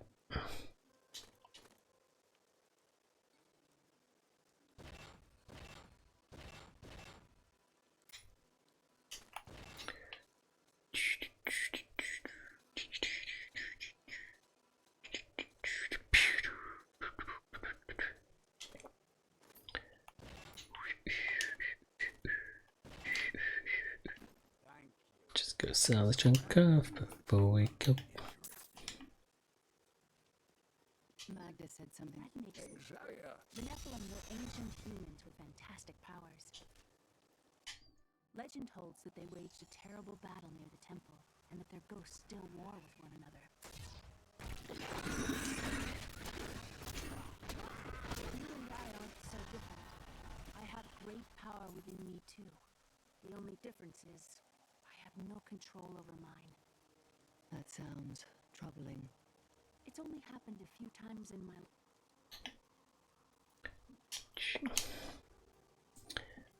And I'd rather keep my reduced cost. Increase my service. No, I'd rather keep up. Oh, actually, I do still feel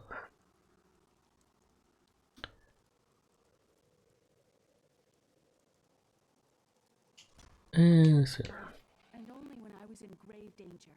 Something rises up from deep within me and, well, I can't really explain it. You there! Please help! They're going to kill my friend! Thieves are going to kill my friend if we don't do... What do they want with your friend? She's just a farmer's daughter, Sasha, but she has a relic that the thieves are after. Losing my patience, wench! I'm sworn to secrecy. Release the girl. The relic. You actually believe? Fine, you fools. Aha, we'll kill you. Oh, good gosh.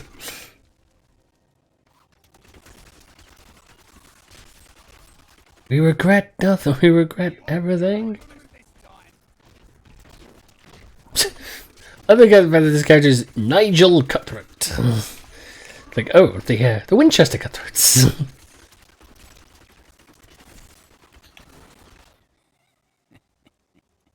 This isn't over.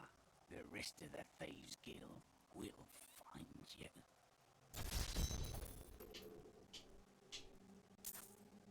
Here's the relic, my love. I hid it like you asked. Father's grown. Of course, my dear. Soon we will settle down to a quiet... You wish to join me? Yes, yes! You look like you know a lot about markets. Now, lead the way! Kind of feel like Valor as a character would just shoot him. Gods, I should have known! You seem like you could use a helping hand. And I sure as hell don't want to stay around here. Please tell me that you're not considering this criminal's proposal. Ah, there you are. But you made a promise to your betrothed. Betrothed? Do I look like the marrying kind to you? By the way, my name is Lyndon. Damn it. What the tomes say of Alaric and this temple is not encouraging. No, I was not gonna bring it with me.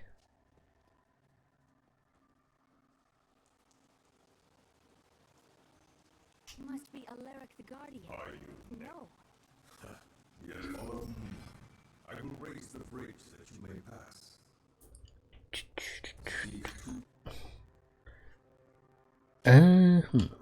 So like either around, but I'm gonna need a... Yeah. It's stronger weapon, but for the moment, because I've got... If I get another powerful hand crossbow, then it'll be a bit of a different story.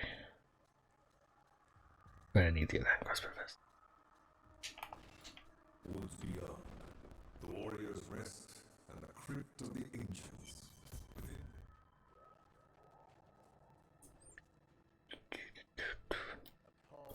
What am I thinking at the moment is just get to level 20 and then so I'll have unlocked all the base abilities and stuff like that. So there's a good place to stop.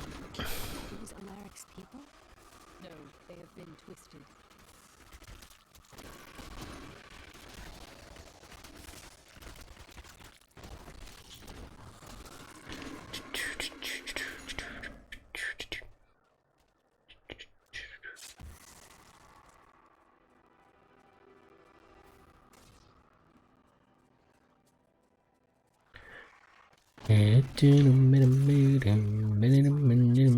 Wings.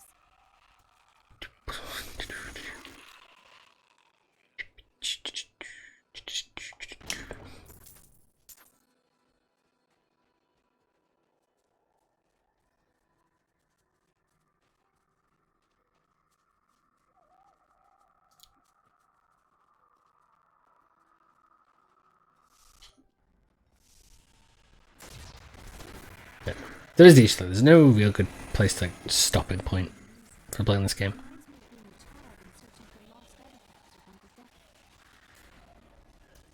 Here's the thing, I could probably, left around devices, and if I had nothing else to really do today, I probably would just keep playing it, but I have got stuff I need to do actually. Time's up. It's quite exciting. Hopefully things will still be, so people I need to call will still be available.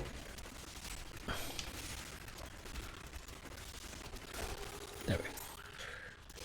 So I got more responsible things to sort out. Should be. I imagine they should still be.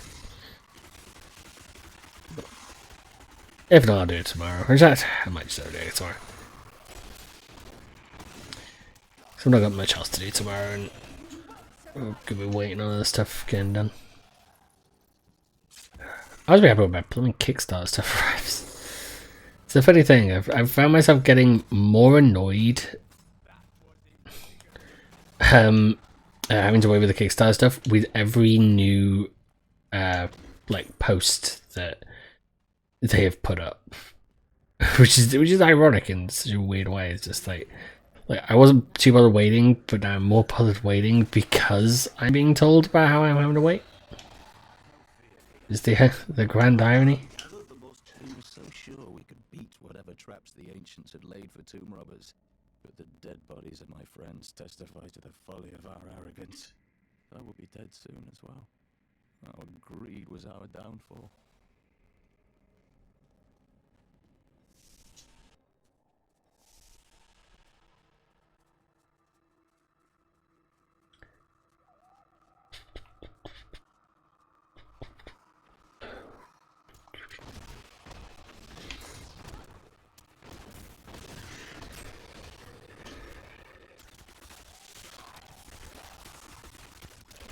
Yeah, I don't know if I'll continue with this. I certainly might do, because it's just kind of fun just to sit back and play and not really sort of think about much, which is always good. It's always nice to have a game like that. I used to do, if I really wanted a game where I didn't really have to think much, I'd play stuff like Dynasty Warriors, which is just fun. That was that sort of game that I'd come home from, like, school or college or something. And just like, I just want to play something, I don't really want to think about it. Dynasty Warriors. Go beat up a whole bunch of bad guys, take over locations. I actually haven't played it or any sort of similar version of it in a while. I don't know if they've it's one of those games that they released a lot of. It was just a constant, always a new one. They didn't change. They didn't ever really change much because there wasn't really much to change.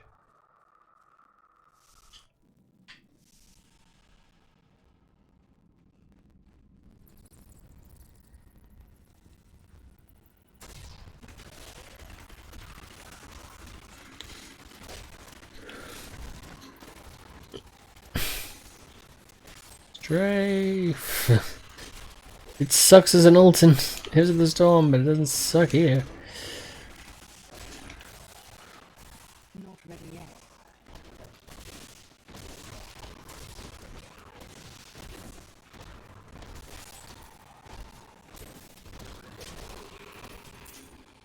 I feel more powerful.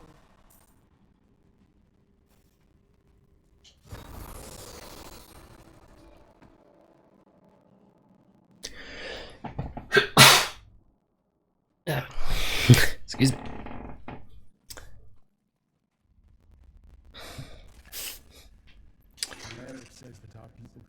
It's telling me. That's definitely one thing I do need. I need I need to set it up so that I can mute my mic if I need to sneeze or anything like that.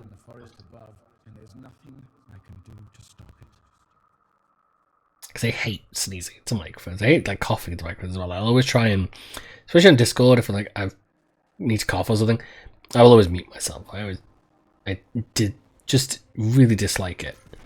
I dislike extraneous noise on microphones. Like the only thing I should be hearing in your mic is your voice. That's it. Shouldn't be hearing the background. Shouldn't be hearing anything. Shouldn't be hearing the clickety clacky keyboard. I mean, you can't always do everything about it, and you know, not everyone has my sort of microphone or has the. I think cares quite as much. I think people just sort of very relaxed and just take it as is. But I will always try and make sure that my microphone is only going to pick up my voice. It should not pick up anything else.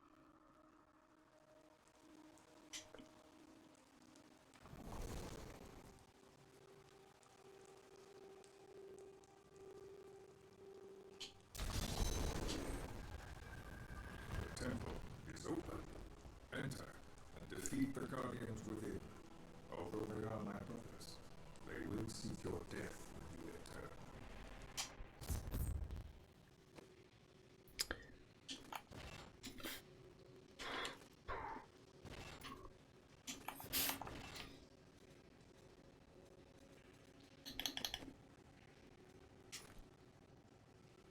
And not going to heal you.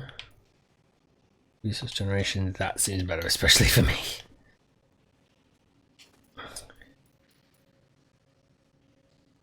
Yeah, it's actually getting pretty close to Vision of Wager. Yeah, that's pretty good for me.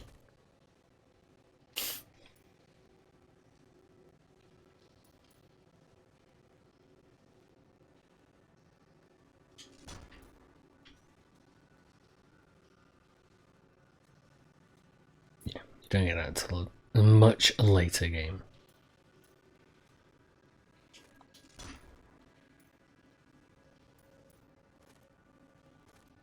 I do like how they do spread it out though. Like you can gain so many. You can keep gaining things. Yeah. Even though for the most part, I'm probably going to stick with the setup I've got. I don't really feel the need to switch out.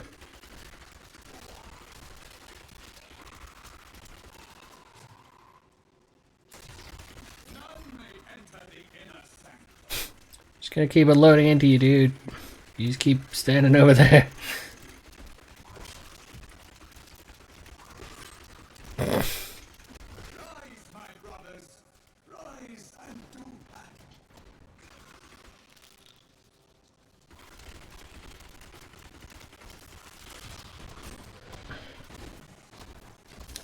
Flip it, Elfie. I'm still waiting. Oops. I forgot my bird is there. I forgot the Scooby-Doo gang that I've essentially constructed.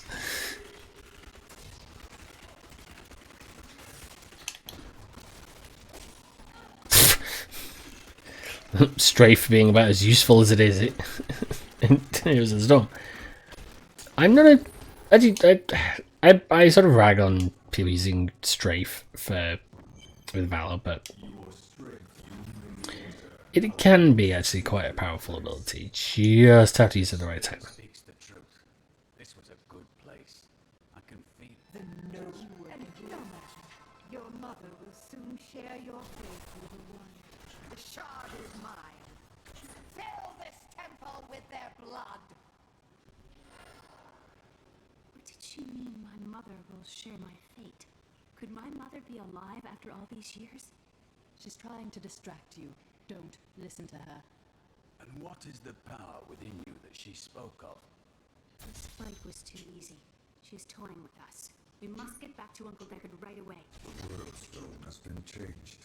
Our children are born weak and suffer short lives. The demon Nereza promised to restore their power, but instead turn them into misshapen creatures. And Magda is closer. I remember a That must be. Okay, I think that's a good place to stop. We've gone to the shards. Ooh, bit of a squeak. Yeah, we've got stuff relatively made a good foothold into the game.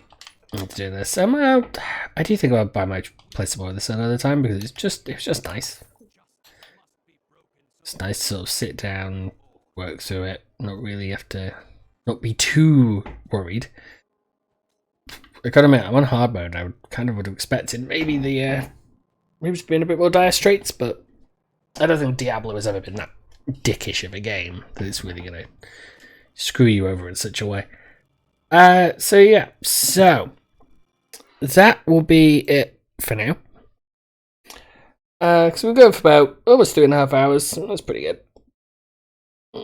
And I am getting a bit stiff having sat in this chair for 3.5 hours and not really moved much. Should be useful. Ooh, what the heck's that about? There's just on the bit rate for the stream health. There was a massive dip a while ago, like 7 or 8 minutes ago. That's weird. But no, everything's okay. So I'll be back on Wednesday. I will haven't decided what I'll stream yet. I might look at doing Dark Souls or Sekiro. That's probably going to be it. I'll give myself something a little more sort of challenging to play and maybe more interesting to watch. But today I just felt like relaxing and just doing this. And then on Friday it will be more Heroes of the Storm, because I still want to try and get into the higher ranks, and obviously if I do start getting into the higher ranks, then it's a lot more interesting because there'll be a lot more on the line. And I have been doing pretty well with a lot of those, at times with some of those fights. I just need to not win a game and lose a game constantly, or else I get stuck, as I have done, in that weird little spot between 4th and 3rd where I keep going up and down and up and down. So that's all I gotta do. So hopefully people had fun, enjoyed. I ended up talking a lot, I've realised, in this. I did talk for quite some time. But that does tend to be the thing. If someone doesn't stop me, I will just keep going, as I'm doing right now. But yeah, so I hope you all enjoyed. I will see you on Wednesday. I am gonna go possibly get some other stuff done. I might leave it till tomorrow and get some other stuff done instead, but we'll see. So for now, see you on Wednesday. Hope you have a good couple of days. I'll be back 2 o'clock on Wednesday, just to remind people. So I have a stream schedule set up, so you can look at my profile. Let's try and look at maybe adding some more to the profile. But it's going to be done. So for now, see ya.